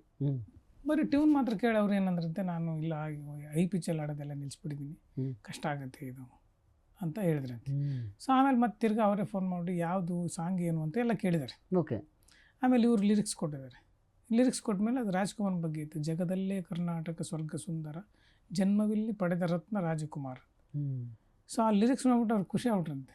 ರಾಜ್ಕುಮಾರ್ ಅವ್ರು ಹೇಳಿದ್ರು, ಮ್ಯೂಸಿಕ್ ಡೈರೆಕ್ಟ್ರು, ರಾಜ್ಕುಮಾರ್ ಬಗ್ಗೆ ನಾನು ಒಂದೂ ಸಾಂಗ್ ಆಡಿಲ್ಲ, ಆಮೇಲೆ ತುಂಬ ಚೆನ್ನಾಗಿದೆ ಸಾಹಿತ್ಯ, ಯಾರು ಬರೆದಿರೋದು ಇದು? ಜಗದಲ್ಲೇ ಕರ್ನಾಟಕ ಸ್ವರ್ಗ ಸುಂದರ, ಜನ್ಮವಿಲ್ಲಿ ಪಡೆದ ರತ್ನ ರಾಜಕುಮಾರ. ಬಟ್ ರಾಜ್ಕುಮಾರ್ ಹಾಡಿದಾರೆ ಅವರು ಸಿನಿಮಾದಲ್ಲಿ, ಗೊತ್ತಲ್ವಾ? ಹೌದು. ಪವಡಿಸು ಪರಮಾತ್ಮ ಹಾಡನ್ನ ಅವ್ರು ಹಾಡಿದ್ರು. ಅವ್ರು ಹಾಡಿದ್ದಾರೆ. ಬಹುಶಃ ಅಣ್ಣವ್ರಿಗೆ ಹಾಡಿರೋದು ಒಂದೇ 2 ಹಾಡು ಅಷ್ಟೇ ಹೌದು. ನನಗೆ. ಆಮೇಲೆ ಅವ್ರಿಗೆ SP ಸರ್ಗೆ ಅಣ್ಣವರು ರಾಜ್ಕುಮಾರ್ ಸರ್ ಮುದ್ದಿನ ಮಾವ ಹಾಡಿದ್ದಾರೆ. ಸಿನಿಮಾದಲ್ಲಿ ಹಾಡಿದ್ದಾರೆ. ಅದೊಂದು ಒಂದು ಅಪರೂಪದ ಇವು ಅವೆಲ್ಲ ಲೆಜೆಂಡ್ಸ್ಗಳಿಗೆ ಈ ಹೌದು. ತರದ್ದು ಕೆಲವು ಮಾಡೋದಕ್ಕೆ ಸಾಧ್ಯ ಆಗುತ್ತೆ. ಹಾ, ಅದು ತುಂಬ ಚೆನ್ನಾಗಿದೆ ಸಾಹಿತ್ಯ. ನಾನು ಕಷ್ಟ ಆದ್ರೂ ಪರಲ್ಲ ಹಾಡ್ತೀನಿ ಅಂದ್ರಂತೆ. ಅವ್ರು ಖುಷಿ ಆಗ್ಬಿಟ್ಟು ಮ್ಯೂಸಿಕ್ ಡೈರೆಕ್ಟರ್ ಅಲ್ಲಿಂದನೇ ಫೋನ್ ಮಾಡಿದ್ರು. ಭಾಳ ಖುಷಿ ಆಗ್ಬಿಟ್ರು. SP ಸರ್ರು ಲಿರಿಕ್ಸ್ ಭಾಳ ಚೆನ್ನಾಗಿ ಬರ್ತಿದ್ದಾರೆ, ಯಾರು ಅಂತ ಕೇಳಿ ಹಂಗೆ ಅಂತ ಹೇಳಿದ್ರು ಅಂತ ಹೇಳ್ಬಿಟ್ಟು ಹೇಳಿದರು. ಓಕೆ. ಸೊ ಅದನ್ನ ಆಡಿದ್ರು ಸರ್. ಅದು ಭಾಳ ಖುಷಿ ಕೊಟ್ಟ ವಿಚಾರ ಅದು actually. ಅದ್ಭುತ. ಸೊ ಅದಾದಮೇಲೆ ಇವರು ಅದರಲ್ಲಿ ತಾರಮ್ಮ, ಶರತ್ ಬಾಬು ಸರ್ ಎಲ್ಲ ಆ್ಯಕ್ಟ್ ಮಾಡಿದ್ರು. ಅವ್ರಿಗೊಂದು ಸಾಂಗ್ ಇತ್ತು. ಅವರು ಶರತ್ ಬಾಬು ಸರ್ ಲಿರಿಕ್ಸ್ ನೋಡ್ಬಿಟ್ಟು ಐ ಗೋವಿಂದ್ ಬಾಯ್ಲಿ ಇಷ್ಟು ಕಷ್ಟವಾಗಿ ಲಿರಿಕ್ಸ್ ಬರೆದ್ರೆ ನಾವು ಹೆಂಗೆ ಆಡೋದು ಅಂತ ಮಾಡೋದು. ಸೊ ಅಂದರೆ ಎಲ್ರಿಗೂ ಇಷ್ಟ ಆಯ್ತು ಅವಾಗ. ಆಮೇಲೆ ಶ್ರೀನಾಥ್ ಸರ್ ಇದ್ರು, ಅವರು ಎಷ್ಟು ಅಪ್ರಿಷಿಯೇಟ್ ಮಾಡಿದ್ರು ಗೊತ್ತಾ ಲಿರಿಕ್ಸ್ ಎಲ್ಲ ನೋಡಿ. ಓಕೆ. ಅವರು ಅಪ್ರಿಷಿಯೇಟ್ ಮಾಡಿದರು. ಸೊ ಹಿಂಗೆ ಅವರು ಕೊಟ್ಟ ಎನ್ಕರೇಜ್ಮೆಂಟು ಅದರಲ್ಲಿ. ಆಮೇಲೆ ಸೊ ಡೈರೆಕ್ಟ್ರು ಏನು ಮಾಡಿದ್ರು, ಒಂದು ಪಾತ್ರನೂ ಹಾಕಿದ್ರು ಅದ್ರ ಫಸ್ಟ್ ಟೈಮ್ ಆ್ಯಕ್ಚುಲಿ ನನಗೆ. ನೀವೊಬ್ಬ ಆ್ಯಕ್ಟರ್ ಆಗಿ, ಸಿನಿಮಾದಲ್ಲಿ ಆ್ಯಕ್ಟರ್ ಆಗಿ ಫಸ್ಟ್ ಅಭಿಮಾನಿ ಸಿನಿಮಾದಲ್ಲಿ ಕಾಣಿಸ್ಕೊಂಡ್ರಿ. ಅಲ್ಲಿ ರಂಗಣ್ಣ ಸರ್ ಜೊತೆ ಹಾಕಿದ್ರು ನನಗೆ. ಓಕೆ. ಅದು ಡಿಸ್ಕಷನ್ ಅಲ್ಲಿ ಟೀಮಲ್ಲಿ ಬರುತ್ತಲ್ಲ ಸಹಜವಾಗಿ. ಅವಾಗ ಅದು ನೆಗೆಟಿವ್, ಅವಾಗ ಡಿಜಿಟಲ್ ಅಲ್ಲ, ನೆಗೆಟಿವ್ ಇತ್ತು. ಡಿಜಿಟಲ್ ಬಂದಿದ್ದು 2012-13 ನಂತರ. ಫಸ್ಟ್ ಡೇನೇ ನಂದು ಶಾರ್ಟ್ ಹಾಕಿದ್ರು ನಮ್ಮದು ರಂಗಣ್ಣರಿಗೆ ಸರ್ದು. ಆಮೇಲೆ ನಮ್ಮದು ಮುಹೂರ್ತಕ್ಕೆ ನಮ್ಮದು ಶಾರ್ಟ್ ಹಾಕಿದ್ರು. ಬೇಡ ಅಂತ ಅಲ್ಲಿ ಟೀಮಲ್ಲಿ, ಯಾಕಂದರೆ ದೊಡ್ಡ ಡೈಲಾಗ್ ಹಾಕ್ಬಿಟ್ಟಿದ್ದಾರೆ. ಓಕೆ. ಆಮೇಲೆ ದೊಡ್ಡ ದೊಡ್ಡ ಆರ್ಟಿಸ್ಟ್ ಎಲ್ಲ ಇದ್ದಾರೆ. ಅವ್ರನ್ನೆಲ್ಲ ಬಿಟ್ಟು ಇವ್ನು ಬೇಡ, ಸೈಕಲ್ ಹೊಡೆದ್ಬಿಟ್ರೆ ಏನು ಮಾಡ್ತೀರಾ? ಓಕೆ ಸರ್ ಅವ್ರಿಗೆ ಏನು ಕಾನ್ಫಿಡೆನ್ಸ್ ಇತ್ತಲ್ಲ ಗೊತ್ತಿಲ್ಲ ಡೈರೆಕ್ಟ್ರಿಗೆ. ನಾನು ಅದನ್ನೇ ಮಾಡ್ತೇನೆ ಸರ್. ಅದು ಅಷ್ಟು ಕಾನ್ಫಿಡೆನ್ಸ್ ಇದ್ದಿದ್ದರಿಂದ ಏನು ಒಂದೇ ಟೇಕಿಗೆ ಮುಗಿದೋಯ್ತು. ಅದು ಒಂದು ಪೇಜ್ ಡೈಲಾಗ್ ಫಸ್ಟ್ ಟೇಕಲ್ಲೇ ಮುಗಿಸ್ಬಿಟ್ರಿ. ಸೊ ಅವ್ರ ನಂಬಿಕೆಯನ್ನು ನೀವು ಉಳಿಸ್ಕೊಂಡು ಎಲ್ಲರೂ ಕ್ಲಾಪ್ಸ್ ಹೊಡೆದು ಕುಣಿಗಲ್ಲಾಗ್ಬಿಟ್ಟು ಸರ್ ಕೂತಿದ್ರು. ಬಂದು ಎತ್ಕೊಂಡ್ಬಿಟ್ಟು ಸೂಪರ್ ಸೂಪರ್ ಅಂತ ಕುಣಿದ್ಬಿಟ್ರು. ಅದಾದಮೇಲೆ ಸಿನಿಮಾ ಶುರು ಆಯಿತು. ರಂಗಣ್ಣರಿಗೆ ಸರ್ ನನಗೆ ಸುಮಾರು ಸಜೆಷನ್ಸ್ ಮಾಡಿದ್ರು. ಹಂಗೆ ಮಾತಾಡ್ಬಿಡ, ಈಗ ನಾನು ಸ್ವಲ್ಪ ಫಾಸ್ಟಾಗಿ ಮಾತಾಡ್ತಿದ್ದು. ಫಾಸ್ಟಾಗಿ ಮಾತಾಡಿದ್ರೆ ಏನು ಕಷ್ಟ ಆಗುತ್ತೆ, ನಾಳೆ ಡಬ್ಬಿಂಗ್ ಮಾಡೋದು ಹೆಂಗೆ ಎಷ್ಟು ಕಷ್ಟ ಆಗುತ್ತೆ, ಅದು ಲಿಪ್ ಸಿಂಕ್ ಮಾಡೋದು ಭಾಳ ಕಷ್ಟ. ಆಮೇಲೆ ನಾವು ಥಿಯೇಟ್ರಲ್ಲಿ ಮಾಡಿರ್ತಿದ್ರು ಅಷ್ಟೇ. ಸ್ಕ್ರೀನ್ ಫಸ್ಟ್ ನನಗೆ ಸ್ಕ್ರೀನ್ಗೂ ಥಿಯೇಟ್ರಿಗೂ ಎಷ್ಟು ಡಿಫ್ರೆನ್ಸ್ ಇರುತ್ತೆ ಅದೆಲ್ಲ ನನಗೆ ತುಂಬ ಹೇಳ್ಕೊಟ್ರು ಅವರು. ಸೊ ಆ ಥರದ್ದೆಲ್ಲ ಹೇಳಿ ಮಾಡಿಸಿ, ಆಮೇಲೆ ಅವರು ಡೈರೆಕ್ಟ್ರು ಕೂಡ ಕಾನ್ಫಿಡೆನ್ಸ್ ಇಟ್ಟು ನನ್ನ ಮೇಲೆ ಮಾಡೇ ಮಾಡ್ತೀನಿ ಮಾಡು ಅಂತ ಹೇಳ್ಬಿಟ್ಟು ಮಾಡಿಸಿ. ಸೊ ಆ ಸಿನಿಮಾ ಆ್ಯಕ್ಚುಲಿ ಅದು ಸಣ್ಣ ಪಾತ್ರ ಅಲ್ವೇ ಅಲ್ಲ ಅದು. ಆಮೇಲೆ ಸಿನಿಮಾದಲ್ಲಿ ನೋಡಿದ್ರಿ, ಬಟ್ ಇಡೀ ಸಿನಿಮಾದಲ್ಲಿ ಕ್ಯಾರಿ ಆಗಿತ್ತು ಆ ಥರದ್ದೊಂದು ಪಾತ್ರ ಕೊಟ್ಟರು. ಓಕೆ.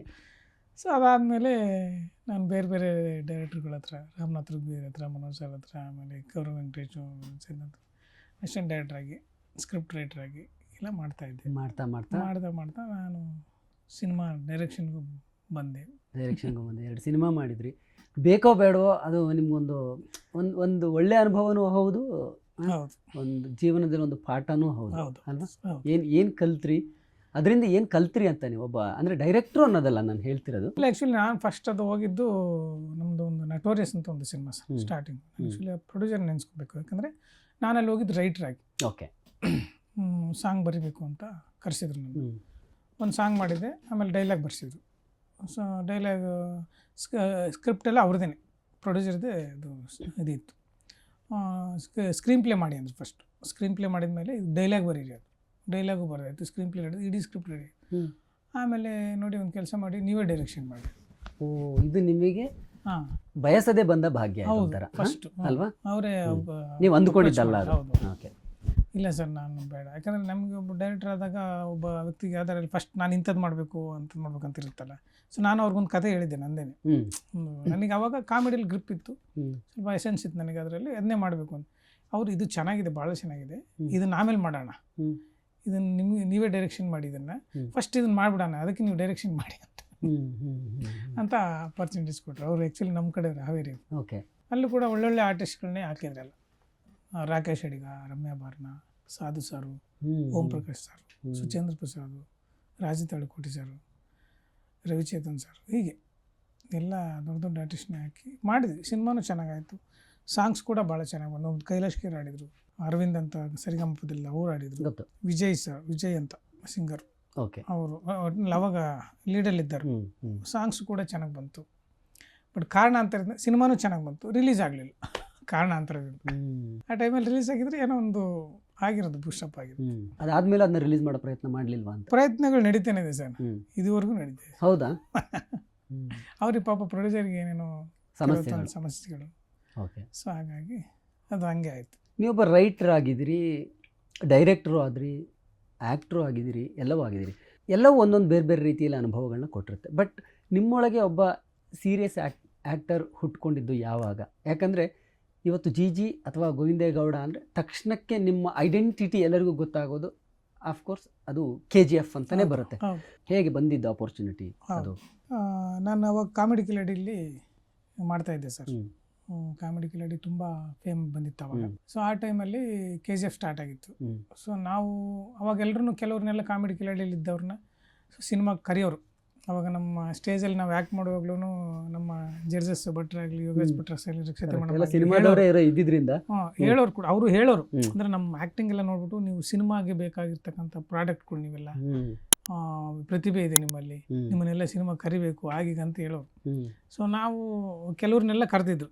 ಅದನ್ನು ನೋಡಿ ಕರೀತಾರೆ ಅನ್ನೋ ನಂಬಿಕೆ ನಮ್ಗೆ ಇರಲಿಲ್ಲ. ಯಾಕಂದರೆ ಸೊ ಆ ಟೈಮಲ್ಲಿ ಆ ಥರದ್ದು ಪರಿಸ್ಥಿತಿ ಇತ್ತು. ಆಮೇಲೆ ಕನ್ನಡದಲ್ಲಿ ಆ ಥರದ್ದೊಂದು ಕಾಮಿಡಿ ರಿಯಾಲಿಟಿ ಶೋ ಅಂತ ಇನ್ನೂ ಹಾಗೆ ಫಸ್ಟ್ ಬಂದಿದ್ದು. ಈ ಥರದ್ದೊಂದು ಕಾಮಿಡಿ ರಿಯಾಲಿಟಿ ಶೋಗಳ ಮೂಲಕ ಒಂದಷ್ಟು ಪ್ರತಿಭೆಗಳು ಸಿನಿಮಾಗೆ ಬರ್ತಾರೆ ಅಂತ ಯಾರು ಇನ್ನೂ ಅವತ್ತಿಗೆ ಅನ್ಕೊಂಡಿರಲಿಲ್ಲ. ಸೊ ಹಂಗೆ ನಡೀತಾ ಇತ್ತು. ಅದಾದ್ಮೇಲೆ ನಾವು ಹಿಂಗೆ ಒಂದು ಸಲ ಶೋ ನಡೀತಾನೆ ಇತ್ತು. ಅದು ಆ KGF ಶುರುವಾಗಿತ್ತು, ಆಗಲೇ ಶುರುವಾಗಿದೆ, ನಡೀತಾ ಇರುವಾಗಲೇ ಈ ಕಡೆ KGF ಶುರುವಾಗಿತ್ತು, ಮಾಡ್ತಾ ಇದ್ರು. KGF ಶುರುವಾಗಿದೆ ಅಂತ ನಾವು ಕೇಳ್ತಾ ಇದ್ವಿ. ಸೊ ಒಂದು ಟೈಮಲ್ಲಿ ಅದಕ್ಕೆ ಆ್ಯಕ್ಚುಲಿ ಆ ಕ್ಯಾರೆಕ್ಟ್ರಿಗೆ ಆಡಿಷನ್ ಮಾಡಿದ್ದಾನೆ. ಆಡಿಷನ್ ನಡೀತಾ ಇತ್ತಲ್ಲ ಅದು. ಆ ಕ್ಯಾರೆಕ್ಟರ್ ಸುಮಾರು ಜನ ಆಡಿಷನ್ ಮಾಡಿದ್ರಂತೆ. ಸೊ ಅಲ್ಲಿ ಬಾಬಣ್ಣ ಅಂತ ಒಬ್ಬರು ಮ್ಯಾನೇಜರ್ ಇದ್ದಾರೆ. ಅವರು ನನಗೆ ಟ್ರೈ ಮಾಡಿದ್ದಾರೆ ಫೋನ್ಗೆ. ಬಟ್ ನಂದು ಅಲ್ಲಿ ನಾವು ಪ್ರಾಕ್ಟೀಸ್ ಮಾಡೋ ಕೆಳಗಡೆ ಮಾಡ್ತಾ ಇದ್ವಿ, ಒಂದೊಂದ್ಸಲ ಸಿಗ್ತಿರ್ಲಿಲ್ಲ, ನಾಟ್ ರೀಚಬಲ್ ಬಂದ್ಬಿಟ್ಟಿದ್ವಿ. ಮೆಸೇಜ್ ಡ್ರಾಪ್ ಮಾಡಿ ಬಿಟ್ಟಿದ್ದಾರೆ. ಸೊ ನಾಳೆ KGF ಆಫೀಸಿಗೆ ಬನ್ನಿ ಸಂಜಯ್ ನಗರ ಅಂತ. ನಾನು ಮಾರದಿನ ನೋಡಿದ್ದೀನಿ. ನೆಕ್ಸ್ಟ್ ಡೇ ನೋಡ್ಬಿಟ್ಟು ಹಿಂಗೆ ಹಾಕಿದಾರಲ್ಲ ಅಂತ ಹೇಳ್ಬಿಟ್ಟು ನಮ್ಮ ಸತೀಶ್ ಸರ್ ಅಂತ ಇದ್ರು ಡೈರೆಕ್ಟ್ರು. ಸೊ ಅವರಿಗೆ ಬೆಳಗ್ಗೆ ಹೋಗ್ಬೇಕು ರಿಹರ್ಸಲ್ಗೆ. ಸರ್ ಹಿಂಗೆ ನಾನು ಮೆಸೇಜ್ ನೋಡಿರಲಿಲ್ಲ, ಹಿಂಗೆ ಮೆಸೇಜ್ ಹಾಕಿದರೆ ಹೆಂಗೆ ಮಾಡಿ ಹೋಗ್ಲೇ ಬೇಡ ಅವ್ರನ್ನ ಕೇಳೋಣ. ಅವ್ರು ಬೇಡ ಅಂದ್ರೆ ಬೇಡ, ಹೋಗಿ ಅಂದ್ರೆ ಹೋಗಿ ಬರೋಣ ಅಂತ ಕೇಳಿದೆ. ಅವ್ರು ಬೇಡ ಅಂದ್ರೆ ಹೋಗ್ತಿರ್ಲಿಲ್ಲ ನಾನು. ನೋಡಿ ಅದೇ ಈ ಎನ್ಕರೇಜ್ಮೆಂಟು ಪಾಪ ಹೆಂಗೆ ನನಗೆ ಸಹಾಯ ಮಾಡಿರೋರು ಹೆಂಗೆ ಅಂದರೆ ಎಲ್ಲೆಲ್ಲಿ ಮಾಡಿರೋರು ಅಂದ್ರೆ ಅವ್ರು ಎಷ್ಟು ನೆನೆಸ್ಕೊಂಡ್ರು ಸಾಲ್ದೇನೆ. ಎಲ್ಲ ಯಾವ್ಯಾವ ರೂಪದಲ್ಲಿ ಬಂದಿರ್ತಾರೋ ಗೊತ್ತಿಲ್ಲ. ಅಲ್ಲ ಅದೇನೆ, ಈಗ ಅದು ನಿಮಗೆ ಬರೆದಿರಬೇಕು. ಒಂದು ದಿನ ಆದಮೇಲೆ ನೀವು ಕಾಲ್ ಬ್ಯಾಕ್ ಮಾಡಿದಾಗಲೂ ಕೂಡ ಅವಕಾಶ ನಿಮಗಾಗಿ ಕಾಯ್ತಾ ಇದೆ ಅಂದರೆ ಅದು ನಿಮ್ಮದು ಅಂತ. ಕರೆಕ್ಟ್. ಹೋಗ್ಬಿಟ್ಟು ಬರೋ ಅಂತ ಹೇಳಿದ್ರು ಅವರು. KGFನವ್ರು ಹಾಕೋದಾರೆ ಅಂದ್ರೆ ಫಸ್ಟ್ ಹೋಗಿ ಬಾ ಅಲ್ಲಿಗೆ ಅಂತಂದ್ರೆ ಅವರು. 2 ಯೋಚನೆ ಮಾಡಲಿಲ್ಲ, ಫಸ್ಟ್ ಹೋಗಿ ಬಾ ಅಲ್ಲಿಗೆ ಅಂದರು ಅವರು. ಸೀದಾ ಹೋಗಿ ಅಲ್ಲಿ ಅದೇ ಈ ಥರ ಕಳಿಸಿದ್ರು. ಡೈರೆಕ್ಷನ್ ಡಿಪಾರ್ಟ್ಮೆಂಟ್ ಅಲ್ಲಿ ಪ್ರಕಾಶ್, ಪುನೀತ್ ಸರ್ ಅಂತ ಎಲ್ಲ ಇದ್ದರು. ಹೌದೌದು ಹಾಕಿದ್ದು ಬನ್ನಿ ಅಂತ ಆಡಿಷನ್ ಮಾಡಿದರು, ರೆಕಾರ್ಡ್ ಮಾಡಿಕೊಂಡ್ರು. ಸೊ ನಾಳೆ ಹೇಳ್ತೀವಿ ಡೈರೆಕ್ಟ್ರಿಗೆ ತೋರಿಸಿ ಅಂತ ಕಳಿಸ್ಕೊಟ್ರು. ನಾನು ಎಲ್ಲ ಆಗೋದಲ್ಲ ಅಂತ ಪ್ರಯತ್ನ ಮಾಡಿದ್ದೀವಲ್ಲ ಅಂತ ಹೇಳ್ಬಿಟ್ಟು ಬಂದೆ. ಆಮೇಲೆ ಒಂದು ವಾರ ಆದಮೇಲೆ ಫೋನ್ ಮಾಡಿದ್ರು, ಡೈರೆಕ್ಟ್ರ್ ಕರೀತಾರೆ ಬನ್ನಿ ಅಂತ. ಸೊ ಆಮೇಲೆ ಒಂದು ವಾರ ಆದಮೇಲೆ ಹೋದೆ. ಮತ್ತೆ ತಿರ್ಗಾ ಅಲ್ಲೇ ಆಡಿಷನ್, ತಿರ್ಗಾ ಬೇರೆ ಡೈರೆಕ್ಟ್ರ್ ಮುಂದೆ ಅಲ್ಲ, ಡೈರೆಕ್ಟ್ರ್ ನನಗೆ ಮೀಟೇ ಆಗಿಲ್ಲ ಅಲ್ಲಿವರೆಗೂ. ಅವರು ಮೇಲೆ ಇದ್ದರು. ಇವರು ಡೈರೆಕ್ಷನ್ ಡಿಪಾರ್ಟ್ಮೆಂಟ್ ಪುನೀತ್ ಸರ್ ಅಂತಿದ್ರು, ಪ್ರಕಾಶ್ ಅಂತಿದ್ರು, ನಮ್ಮ ಈಗ ಡೈರೆಕ್ಟರ್ ಆಗಿದ್ರಲ್ಲ ಚಂದ್ರಮೌಳಿ ಅಂತ, ದಿಲ್ಮಾರ್. ಸೊ ಅವರೇ ರೈಟರ್ ಆ್ಯಕ್ಚುಲಿ. ಆಲ್ಮೋಸ್ಟ್ ಎಲ್ಲ ಆರ್ಟಿಸ್ಟ್ಗಳಿಗೆ ಇದು ಮಾಡಿದ್ದು ಆ ಪುನೀತ್ ಅವ್ರ ಟೀಮ್ ಅಂತ ಕೇಳ್ಪಟ್ಟೆ. ಹೌದು, ಅವರೆಲ್ಲ ಟ್ರೈನ್ ಮಾಡೋರು. ಆಮೇಲೆ ಅವರು ಹೇಳ್ಕೊಟ್ರು ನನಗೆ ಹೆಂಗೆ ಮಾಡಬೇಕು, ಕ್ಯಾರೆಕ್ಟರ್ ಏನು, ಹೆಂಗೆ ಮಾಡ್ಬೇಕು ಇದನ್ನು ಅನ್ನೋದೆಲ್ಲ ಹೇಳ್ಕೊಟ್ರು. ಸುಮಾರು ಅಲ್ಲಿ ಆಡಿಷನಲ್ಲಿ ಮಾಡಿರೋದು ಸಿನಿಮಾದಲ್ಲಿ ಇರುತ್ತೆ ಅಂತ ಹೇಳಿದ್ರೆ ಅಲ್ಲಿ ಇಲ್ಲ. ಅದೇ ಸಿನಿಮಾದಲ್ಲಿ ಮಾಡಿಲ್ಲ. 3 ಬೇರೆ ವರ್ಷನ್ಗಳಲ್ಲಿ ನನಗೆ ರಿಹರ್ಸಲ್ ಮಾಡಿ ಸ್ಕ್ರಿಪ್ಟ್ ಕೊಟ್ಟು ಪ್ರಾಕ್ಟೀಸ್ ಮಾಡಿಸಿದ್ರು. ಸೊ ಅದಾದಮೇಲೆ ಕೂತಿರೋಂಥ ಕೂರಿಸ್ಬಿಟ್ಟು ಡೈರೆಕ್ಟರ್ ತೊಗೊಂಡು ತೋರಿಸಿದ್ರು ತಿರ್ಗಾ. ಸೊ ಅದಾದಮೇಲೆ ಕರೆದ್ರು ನನಗೆ ಡೈರೆಕ್ಟರ್ಸ್. ಓಕೆ ನೀವು ಸೂಟ್ ಆಗಿ ಎಲ್ಲ ಹಿಂಗೆ ತಿರುಗು ಅಂತ ಎಲ್ಲ ತಿರುಗಿಸಿ ನೋಡಿದ್ವಿ. ಓಕೆ ಅವ್ರ ಮೈಂಡಲ್ಲಿ ಒಂದು ಅಂದರೆ ಈ ಕ್ಯಾರೆಕ್ಟರ್ ಈ ಥರದ್ದು ಬೇಕು ಅನ್ನೋ ಬಾಡಿ ಲ್ಯಾಂಗ್ವೇಜ್ ಇತ್ತಲ್ಲ, ಅವರು ಕಾಮಿಡಿ ಎಕ್ಸಾಗರೇಷನ್ಸ್ ಬೇಕು. ಬರೀ ಅವ್ರು ಡೈಲಾಗ್ ವರ್ಷನ್ ನೋಡಲ್ಲ, ಎಕ್ಸ್ಪ್ರೆಷನ್ಸ್ ನೋಡಲ್ಲ, ಎಲ್ಲವನ್ನೂ ನೋಡ್ತಾರೆ ಅವರು. ಸೊ ಹೋಗಿ ಅಲ್ಲಿ ಒಂದು ಚೇರ್ ಹಾಕಿದ್ರು, ಇಲ್ಲಿ ಕೂತಿರಿ ಬರ್ತಾರೆ ಡೈರೆಕ್ಟರ್ ಅಂತ ಚೇರ್ ಹಾಕಿ ಅವ್ರು ಡೈರೆಕ್ಷನ್ ಡಿಪಾರ್ಟ್ಮೆಂಟ್ ಕೆಳಗೆ ಹೋದ್ರು. ಆಮೇಲೆ ಬಂದು ಸೊ ನಾನು ಹಿಂಗೆ ಕೂರಿಸ್ಬಿಟ್ಟು ಅವ್ರು ಹಿಂಗೆ ಕೆಳಗೆ ಕೂತ್ಕೊಂಡ್ರು ಸರ್, ಹಿಂಗೆ ಹಿಡ್ಕೊಂಡು. ಡೈರೆಕ್ಟರ್ ಪ್ರಶಾಂತ್ ನೀಲ್ ಅವರು ಸರ್ ಅಂದರೆ ನನ್ನ ಫ್ರೇಮ್ ನೋಡೋದಕ್ಕೆ ಹಿಂಗೆ ಹಿಡ್ಕೊಂಡು ಕೂತ್ಕೊಂಡ್ರಿ. ಕೂತ್ಕೊಂಡ್ಬಿಟ್ಟು ಅದನ್ನು ಡೈಲಾಗ್ ಪ್ರಾಕ್ಟೀಸ್ ಮಾಡಿದ್ರಲ್ಲ, ಅದು ಹೇಳಿ ಸೊ ಅದನ್ನ ಹೇಳಿ ಇದನ್ನ ಹೇಳಿ ಅದು ಡೈಲಾಗ್ ಕೊಟ್ಟಿದ್ದೆಲ್ಲ ಹೇಳ್ಸಿದ್ರು. ಕಣ್ಣಲ್ಲಿ ಆಡಿಸ್ಬೇಡಿ, ಒಬ್ಬಳು ಆಡಿಸ್ಬೇಡಿ, ಬಾಯಲ್ಲಿ ಆಡಿಸ್ಬೇಡಿ, ಇಷ್ಟೇ ಎಲ್ಲ ಆಡಿಸಿ ಹಿಂಗೆಲ್ಲ ಮಾಡಿಸಿದ್ರು. ಮಾರದಿಂದ ವರ್ಕ್ಶಾಪ್ ಒಂದು ವಾರ. ಸೊ ಅದೇ ಡೈಲಾಗೇ ಮಾಡಿಸೋರು. ನನಗೆ ಹೆಂಗೆ ಭಯ ಆಗ್ಬಿಟ್ಟಿತ್ತು ಅಂದರೆ ನನಗೆ ಆ್ಯಕ್ಟಿಂಗ್ ಬರಲ್ವೇನಪ್ಪ ಅನ್ನೋ ಥರದ್ದು ಆಗ್ಬಿಟ್ಟಿತ್ತು. ಅವ್ರದ್ದು ವರ್ಕಿಂಗ್ ಸ್ಟೈಲೇ ಬೇರೆ. ಸರ್ ಹಂಗೆ ಅಂದರೆ ನಾವು ಇಲ್ಲಿ ವೇದಿಕೆ ಮೇಲೆ ಮಾಡೋದು ಬೇರೆ, ಸ್ಟೇಜ್ ಮೇಲೆ ನಾವು ಅಲ್ಲಿ ತುಂಬ ಎನ್ಲಾರ್ಜ್ ಮಾಡ್ತೀವಿ. ಎಕ್ಸಾಕ್ಟ್ಲಿ, ಆಮೇಲೆ, ಯಾಕಂದ್ರೆ ಆ, ಫ್ರಂಟ್ ಲೈನ್ ಇಂದ ಬ್ಯಾಕ್ ಲೈನ್ ವರೆಗೂ ಆ ಕೂತಿರೋ ಆಡಿಯನ್ಸ್ಗೆ ಕೇಳಿಸ್ಬೇಕು. ಎಕ್ಸ್ಪ್ರೆಷನ್ ಕಾಣಿಸ್ಬೇಕು, ನಿಮ್ಮ ವಾಯ್ಸ್ ಕೇಳಿಸ್ಬೇಕು. Exactly. So, ಅದು ಹೌದು. ಬೇಕಾಗತ್ತೆ, Theatre ಗೆ ಲೌಡರ್ನೆಸ್ ಬೇಕು. ಹ್ಮ್. ಇಲ್ಲ ಆ ಥರದ್ದು ಒಂದು ವಾರ ವರ್ಕ್ಶಾಪ್ ಮಾಡಿದ್ರು. ಅವರೇ ಕೂತ್ಕೊಂಡು ಹಿಂಗೆಲ್ಲ ಹಿಂಗೆ ಮಾಡ್ಬೇಕು ಅಂತ ಹೇಳ್ಕೊಟ್ರಿಲ್ಲ. ಸೊ ಇಡೀ ಸಿನಿಮಾದಲ್ಲಿ ಏನೇನು ಬರುತ್ತೋ ಅದೆಲ್ಲ ಮಾಡಿಸೋರು. ಅವ್ರು ಆದಮೇಲೆ ಅದೇ ಪುನೀತ್ ಸರ್, ಇಲ್ಲಿ ಪ್ರಕಾಶ್ ಅವರು ಕೆಳಗಡೆ ಪ್ರಾಕ್ಟೀಸ್ ಮಾಡಿಸೋರು ನನಗೆ. ಸೊ ಬಟ್ ನನಗೆ ಒಂದೊಂದು ಸಲ ಭಯ ಆಗೋದು, ಈ ಕ್ಯಾರೆಕ್ಟರ್ ಮಾಡ್ತೀನೋ ಇಲ್ವೋ, ಇಷ್ಟೆಲ್ಲ ಪ್ರಾಕ್ಟೀಸ್ ಮಾಡಿಸ್ತಾರಲ್ಲ, ಬರುತ್ತೋ ಇಲ್ವೋ ನನಗೆ. ಅದು ಫಸ್ಟ್ ಟೈಮ್ ನನಗೆ ಮಾಡಿಸೋವರೆಗೂ ನಮ್ಮ ಕೈಲಿಲ್ಲ, ಶೂಟಿಂಗ್ ಹೋಗೋವರೆಗೂ ಗ್ಯಾರಂಟಿ ಇರಲಿಲ್ಲ. ಶೂಟಿಂಗ್ ಎಲ್ಲ ಆಯಿತು. ಆಮೇಲೆ ಸಿನಿಮಾದಲ್ಲಿ ಶೂಟ್ ತುಂಬ ಆಗಿತ್ತು ನಂದು. ಸೊ ಅವರು ಸಿನಿಮಾಗೆ ಎಷ್ಟು ಬೇಕೋ ಅಷ್ಟು ಅಲ್ಲೇ ಮಾಡಿಸಿದ್ರು ಅವರು. ಅವ್ರಿಗೂ ತುಂಬ ಆಮೇಲೆ ಖುಷಿ ಆಯಿತು ಪಾಪ ಡೈರೆಕ್ಟರ್ ಸರ್, ಖುಷಿಯಾಗಿ ಹೇಳೋರು, ಹೆಂಗೆ ಚೆನ್ನಾಗಿ ಮಾಡ್ತೀವಿ ಹಂಗೆ ಹಿಂಗೆ ಅಂತ. ಆಮೇಲೆ ಅಲ್ಲಿ ಮಾಡುವಾಗಲೂ ಕೂಡ ಅನಂತ್ನಾಗ್ ಸರ್ ಒಂದ್ಸಲ ಅಪ್ರಿಷಿಯೇಟ್ ಮಾಡಿದ್ರು, ಚೆನ್ನಾಗಿ ಮಾಡ್ತಾ ಆಕ್ಚುಲಿ ನೀವು ಅನಂತ್ನಾಗ್ ಸರ್ ಮತ್ತೆ ಮಾಳವಿಕಾ ಅವ್ರ ಮುಂದೆ ಪರ್ಫಾರ್ಮ್ ಮಾಡಿ ನಿಮಗೆ ಆಕ್ಚುಲಿ ಎಷ್ಟಿಗೂ ನಿಮಗೂ ಇಲ್ಲ ಕಾಂಟ್ಯಾಕ್ಟೇ ಇಲ್ಲ ಸಿನಿಮಾದಲ್ಲಿ. ಬಟ್ ಅವರು ಇದರಲ್ಲಿ ನೋಡ್ಬಿಟ್ಟು ಪ್ರೊಡಕ್ಷನಲ್ಲಿ ಪೋಸ್ಟ್ ಪ್ರೊಡಕ್ಷನಲ್ಲಿ ನೋಡ್ಬಿಟ್ಟು ಎಸ್ ಸರ್ ಅವರು ಒಂದ್ಸಲ ಸ್ಪಾಟಲ್ಲಿ ಸಿಕ್ಕಾಗ ಜೆ ಅಂದಿದ್ರು. ಹೌದಾ? ಓಕೆ. ಹೌದು. ಎರಡು ಪಾರ್ಟ್ 2ನಲ್ಲೂ ಅದೇ ಹೇಳಿದ್ರು ಅವರು. ಪಾರ್ಟ್ 2ನಲ್ಲೂ ಡಬ್ಬಿಂಗ್ ಹೋದಾಗ ಕಲಾಶ್ನೆ ಕಾವೋ ಅಂದಿದ್ರು, ಅದೇ ಸಾಕು. ಓಕೆ. ಅಂದರೆ ಅವ್ರಿಗೆ ಜಡ್ಜ್ಮೆಂಟ್ ಹಂಗಿದೆ ಕರೆಕ್ಟಾಗಿ. ಇಲ್ಲ ಆಮೇಲೆ ಡೈರೆಕ್ಟ್ ಸರ್ ಹಂಗೆ ಪಾರ್ಟ್ 2ನಲ್ಲಿ ಮಾಡುವಾಗ ಪಾರ್ಟ್ 2ನಲ್ಲಿ ಎಲ್ಲ ಕರೆದು ನನ್ನ ಹಿಂಗೆ ತಿರುಗು ಕಂಟಿನ್ಯೂಟಿ ಕರೆಕ್ಟಾಗಿ ಮೇಂಟೈನ್ ಮಾಡಿದ್ದೀನಿ ನಾನು. ಅಂದರೆ ಬಾಡಿ ಏನು ಶೇಪ್ ಚೇಂಜ್ ಆಗಿಲ್ಲ, ದಪ್ಪ ಆಗಿಲ್ಲ, ಸಣ್ಣ ಆಗಿಲ್ಲ. ಸೊ ಆ ಥರದ್ದು ಎಲ್ಲ ಒಳ್ಳೆ ಎಕ್ಸ್ಪೀರಿಯನ್ಸ್, ಒಂದೊಂದು ಡಿಫ್ರೆಂಟ್ ಎಕ್ಸ್ಪೀರಿಯನ್ಸ್. ಆ್ಯಕ್ಚುಲಿ ಅದೊಂದು ಸ್ಟೈಲ್ ಆಫ್ ಮೇಕಿಂಗ್ ಇದೆಯಲ್ಲ, ಅದು ಕಂಪ್ಲೀಟ್ಲಿ ಬೇರೆನೇ ಆ ಸಿನಿಮಾದು. ನನ್ನ ಆ ಸಿನಿಮಾದಲ್ಲಿರೋ ಕಲಾವಿದರು, ತಂತ್ರಜ್ಞರು ಯಾರನ್ನೇ ಮಾತಾಡಿಸಿ ಅವ್ರು ಹೇಳೋ ಅನುಭವಗಳೇ ಬೇರೆ ಸಿನಿಮಾಗಳಿಗೆ ಹೋಲಿಕೆ ಮಾಡಿದ್ರು. ಪ್ರಶಾಂತ್ ನೀಲ್ ಸರ್ ಹೆಂಗೆ ಅಂದರೆ ಸಿನಿಮಾ ಅವ್ರು ನೋಡಿದ್ರೆ ಸಿನಿಮಾ ಬಿಟ್ಟು ಬೇರೆ ಯೋಚನೆ ಮಾಡಲ್ಲ ಅಲ್ವಾ? ನಮಗೂ ಕೂಡ ಅಷ್ಟೇ, ಅವ್ರು ಮುಂದೆ ನಿಂತ್ಕೊಂಡ್ರೆ ಸಿನಿಮಾ ಬಿಟ್ಟು ಬೇರೆ ಏನು ಯೋಚನೆ ಮಾಡಲ್ಲ. ಸೊ ಆ ಥರದ್ದೊಂದು ವ್ಯಕ್ತಿತ್ವ, ಅದು ಒಬ್ಬೊಬ್ರದ್ದೊಂದು ವ್ಯಕ್ತಿತ್ವ ಇರುತ್ತಲ್ಲ. ಸೊ ಹಂಗೆ ಅವ್ರ ವ್ಯಕ್ತಿತ್ವ ಹಂಗೆ. ಬಟ್ ಏನು ಅನಿಸ್ತು, ಸಿನಿಮಾ ಇಷ್ಟು ದೊಡ್ಡ ಸ್ಕೇಲಲ್ಲಿ ಸಕ್ಸಸ್ ಆಗುತ್ತಲ್ಲ, ಅಂದರೆ ಯಾರಿಗೂ ನಿರೀಕ್ಷೆ ಇರಲಿಲ್ಲ ಅಂದರೆ ಈ ಥರ ಆಗುತ್ತೆ ಅಂತ. ಒಂದು ದೊಡ್ಡ ಸಿನಿಮಾ ಅಫ್ಕೋರ್ಸ್, ಬಟ್ ಇಷ್ಟು ದೊಡ್ಡ ಮಟ್ಟಕ್ಕೆ ಇಡೀ ಇಂಡಸ್ಟ್ರಿಗೆ ಒಂದು ಏನು ಹೇಳ್ತೀವಿ, ಒಂದು ಬೇರೆ ರೀತಿಯದ್ದೇ ಒಂದು ಟರ್ನ್ ಕೊಟ್ಟಂಥ ಒಂದು ಸಿನಿಮಾ. ಹೌದು. ಬಟ್ ಈ ಸಕ್ಸಸ್ ಇದೆಯಲ್ಲ, ಹೆಂಗೆ ತಗೊಂಡ್ರಿ ಅಂತ. ಅದು ನಿಜ. ನೀವು ಯಾಕಂದರೆ ನಾನು KGF ಮಾಡ್ತಿರುವಾಗಲೂ ಕೆಲವರೆಲ್ಲ ಅದನ್ನು ನಂಬ್ತಿರ್ಲಿಲ್ಲ, ನಾನು KGF ಅಲ್ಲಿ ಮಾಡಿದ್ದೀನಿ ಅಲ್ಲ. ನಾನು ಜಾಸ್ತಿ ಹೇಳಕ್ಕೆ ಹೋಗ್ತಿರ್ಲಿಲ್ಲ. ಸಿನಿಮಾ ಮುಂಚೆ ಹೇಳಿದ್ರೆ ನಂಬ್ತಿದ್ರೇನು, ಸಿನಿಮಾ ಬಂದ ಮೇಲಿನ ಕತೆ ಬೇರೆ ಇರುತ್ತೆ. ಹೌದು ಅಲ್ವಾ? ಸಿನಿಮಾ ಅದೇ ಮಾಡ್ತಿರುವಾಗ ಈಗ ನಮ್ಮ ಕೆಲವರೆಲ್ಲ ಸ್ನೇಹಿತರೆ ಇಷ್ಟರಲ್ಲಿ KGF ಮಾಡ್ತೀನಿ ಅನ್ನೋರು ಸುಮ್ಮನಾಗರು. ಅಂದರೆ ಅವ್ರಿಗೊಂದು ನಂಬಿಕೆ ಇರಲಿಲ್ಲ. ಬಟ್ ನಾನು ಎಲ್ಲ ಕಡೆನೂ ಹೇಳ್ಕೊಂಡು ಓಡಾಡ್ತಿರ್ಲಿಲ್ಲ. ಕೆಲವರಿಗೆ ಹೇಳ್ಬೇಕಾದಂಥ ಸಂದರ್ಭ ಬಂದ್ರೆ ಮಾತ್ರ ಹೇಳ್ತಾ ಇದ್ದೆ. ಸೊ ಅದಾದ್ಮೇಲೂ ಆದ್ಮೇಲೂ ನಾನು ಮಾಡಿದ್ದೀನಿ ಅಂತ ಯಾರಿಗೂ ಹೇಳಕ್ಕೆ ಹೋಗಿರಲಿಲ್ಲ. ಯಾಕಂದರೆ ದೊಡ್ಡ ಸ್ಕೇಲ್ ಸಿನಿಮಾ ಅದು, ನಾಳೆ ಎಲ್ಲಿ ಎಡಿಟ್ ಆಗುತ್ತೋ ಏನಾಗುತ್ತೋ ಗೊತ್ತಿಲ್ಲ ನಮ್ಗೆ. ಆಕ್ಟ್ ಮಾಡೋದು ಅಷ್ಟು ಇರುತ್ತೋ ಇಲ್ವೋ ಅದು ಗ್ಯಾರಂಟಿ ಗೊತ್ತಿಲ್ಲ ನಮ್ಗೆ ಅಲ್ವಾ? ಸೊ ಯಾಕಂದರೆ ಅದು ಓವರ್ ಆಲ್ ಈಗ ಕ್ಯಾರೆಕ್ಟರ್ಗಿಂತ ಒಂದು ಪಾತ್ರಕ್ಕಿಂತ ನಿರ್ದೇಶಕರಿಗೆ ಕೊನೆಗೆ ಏನಾಗುತ್ತೆ, ಸಿನಿಮಾ ಮುಖ್ಯ ಆಗುತ್ತೆ. ಸಿನಿಮಾಗೆ ಏನು ಬೇಕೋ ಅದನ್ನ ಇಟ್ಕೋತಾರೆ ಅವರು ಅಲ್ವಾ? ಕ್ಯಾರೆಕ್ಟರ್, ಈ ಕ್ಯಾರೆಕ್ಟರ್, ಆ ಕ್ಯಾರೆಕ್ಟರ್ ಅಂತ ನೋಡಲ್ಲ ಅವರು. ಓವರ್ ಆಲ್ ಸಿನಿಮಾ ಅಂತ ಬಂದಾಗ ಈ ಸಿನಿಮಾಗೆ ಇದು ಬೇಕಾ ಬೇಡವಾ ಅಂತ ಮಾಡಿ ಇಟ್ಕೊಂಡ್ಬಿಡ್ತಾರೆ. ಸೊ ಆ ಥರದ್ದು ನಮ್ಮದು ಸುಮಾರು ಸೀನ್ ಕಟ್ಟಾಗಿದೆ ಅದ್ರಲ್ಲಿ ಸಿನಿಮಾ. ಕರೆಕ್ಟ್. ಸೊ ಅದಕ್ಕೆ ಯಾರಿಗೂ ಹೇಳಕ್ಕೆ ಹೋಗಿರಲಿಲ್ಲ ಸರ್, ನಮ್ಮ ಸ್ನೇಹಿತರಿಗೂ ಹೇಳಕ್ಕೆ ಹೋಗಿಲ್ಲ. ತುಂಬ ಆಪ್ತರಿಗೆ ಗೊತ್ತಿತ್ತು. ಸೊ ಆಮೇಲೆ ನಮ್ಮ ಥಿಯೇಟ್ರ್ ಹುಡುಗರು ಇವರು ನೋಡಿ ಅವತ್ತು 4 ಗಂಟೆಗೆ ಶೋ ಇತ್ತಲ್ಲ, 6 ಗಂಟೆಗೆ ಫೋನ್, ನೀವು ಮಾಡಿದ್ದೀರಾ ಹೇಳೇ ಇಲ್ಲ ನಮಗೆ, ಸಕ್ಕತ್ತಾಗಿದೆ ನಿಮ್ದು ಹಾಗೆ ಹೀಗೆ ಅಂತೆಲ್ಲ ಎಕ್ಸೈಟ್ಮೆಂಟಲ್ಲಿ ಮಾತಾಡಿದ್ರು.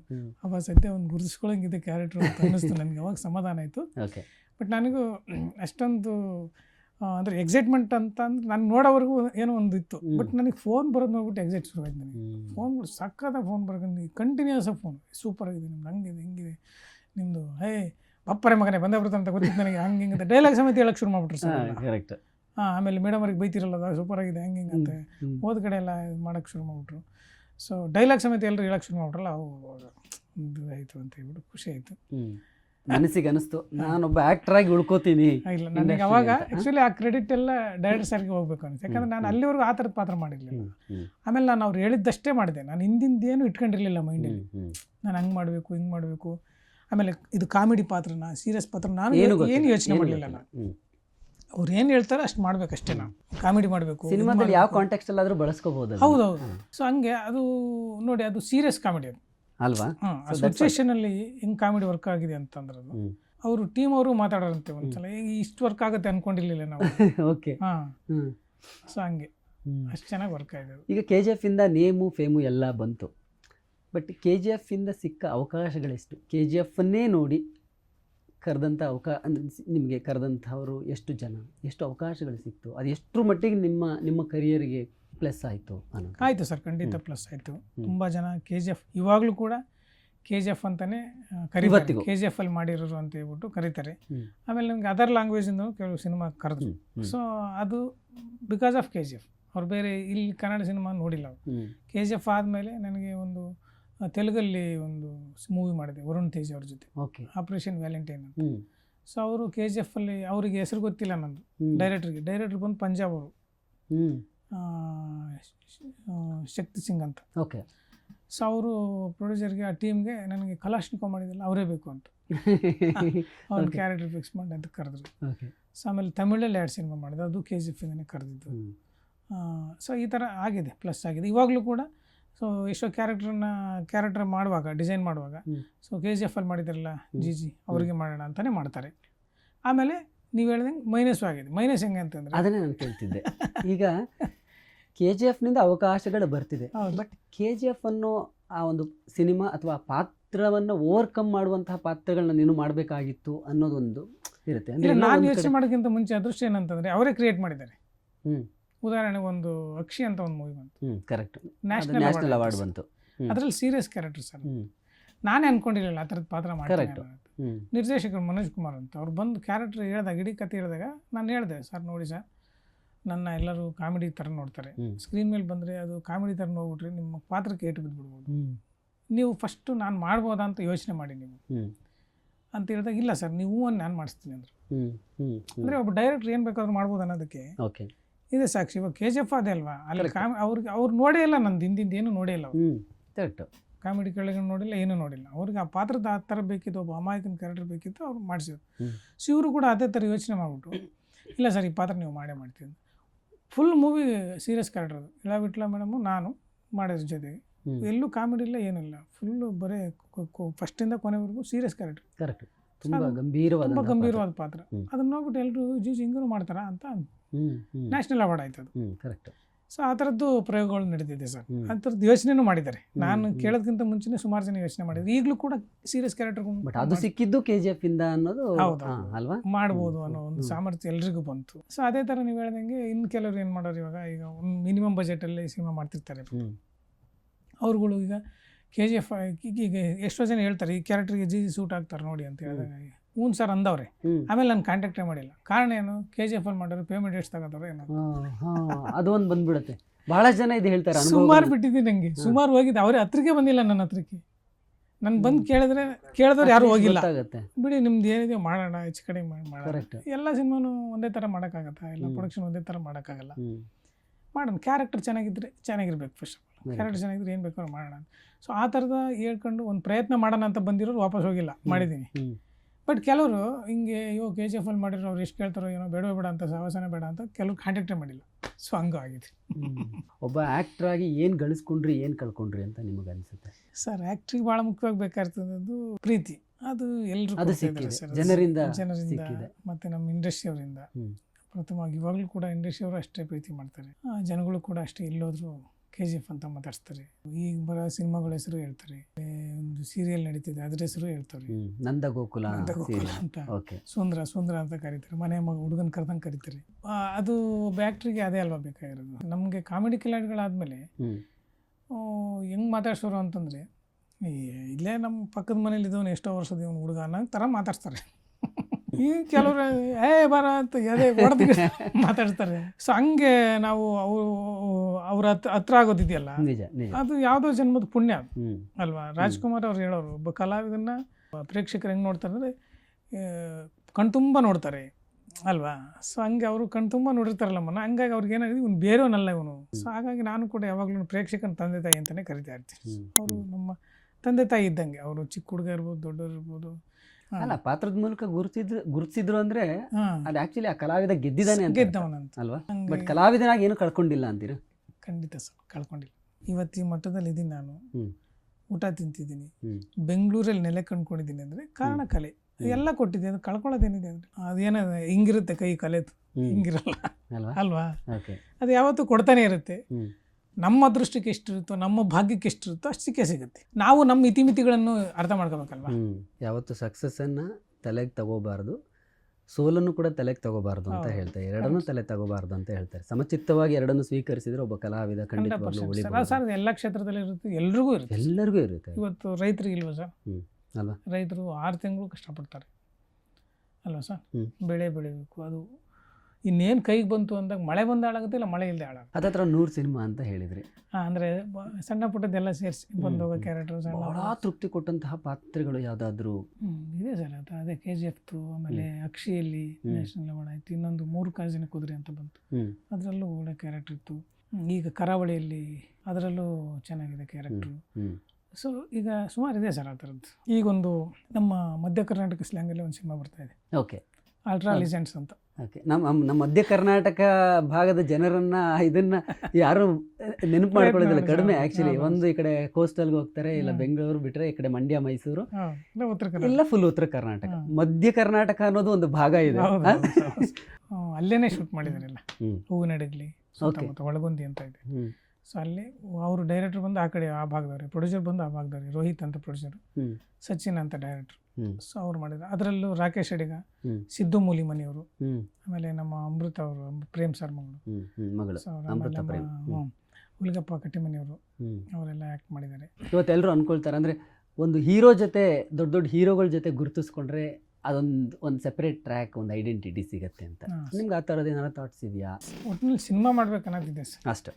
ಸಿನಿಮಾ ಮಾಡಬೇಕು, ಒಳ್ಳೆ ಪಾತ್ರಗಳನ್ನು ಮಾಡಬೇಕು. ಅದೆಲ್ಲದಕ್ಕಿಂತ ಹೆಚ್ಚಾಗಿ ಈಗ ಒಬ್ಬ ಡೈರೆಕ್ಟ್ರು ಒಂದು ಟೀಮು ಅಂತ ಕೂತಾಗ, ಒಬ್ಬ ಬರಹಗಾರ ಅಂತ ಕೂತಾಗ, ಸೊ ನೋಡಿ ಅವರು ಒಂದು ಪಾತ್ರವನ್ನು ಒಬ್ಬ ಕಲಾವಿದನಿಗೆ ಯೋಚನೆ ಮಾಡ್ತಾರೆ. ಕರೆಕ್ಟ್ ಅಲ್ವಾ?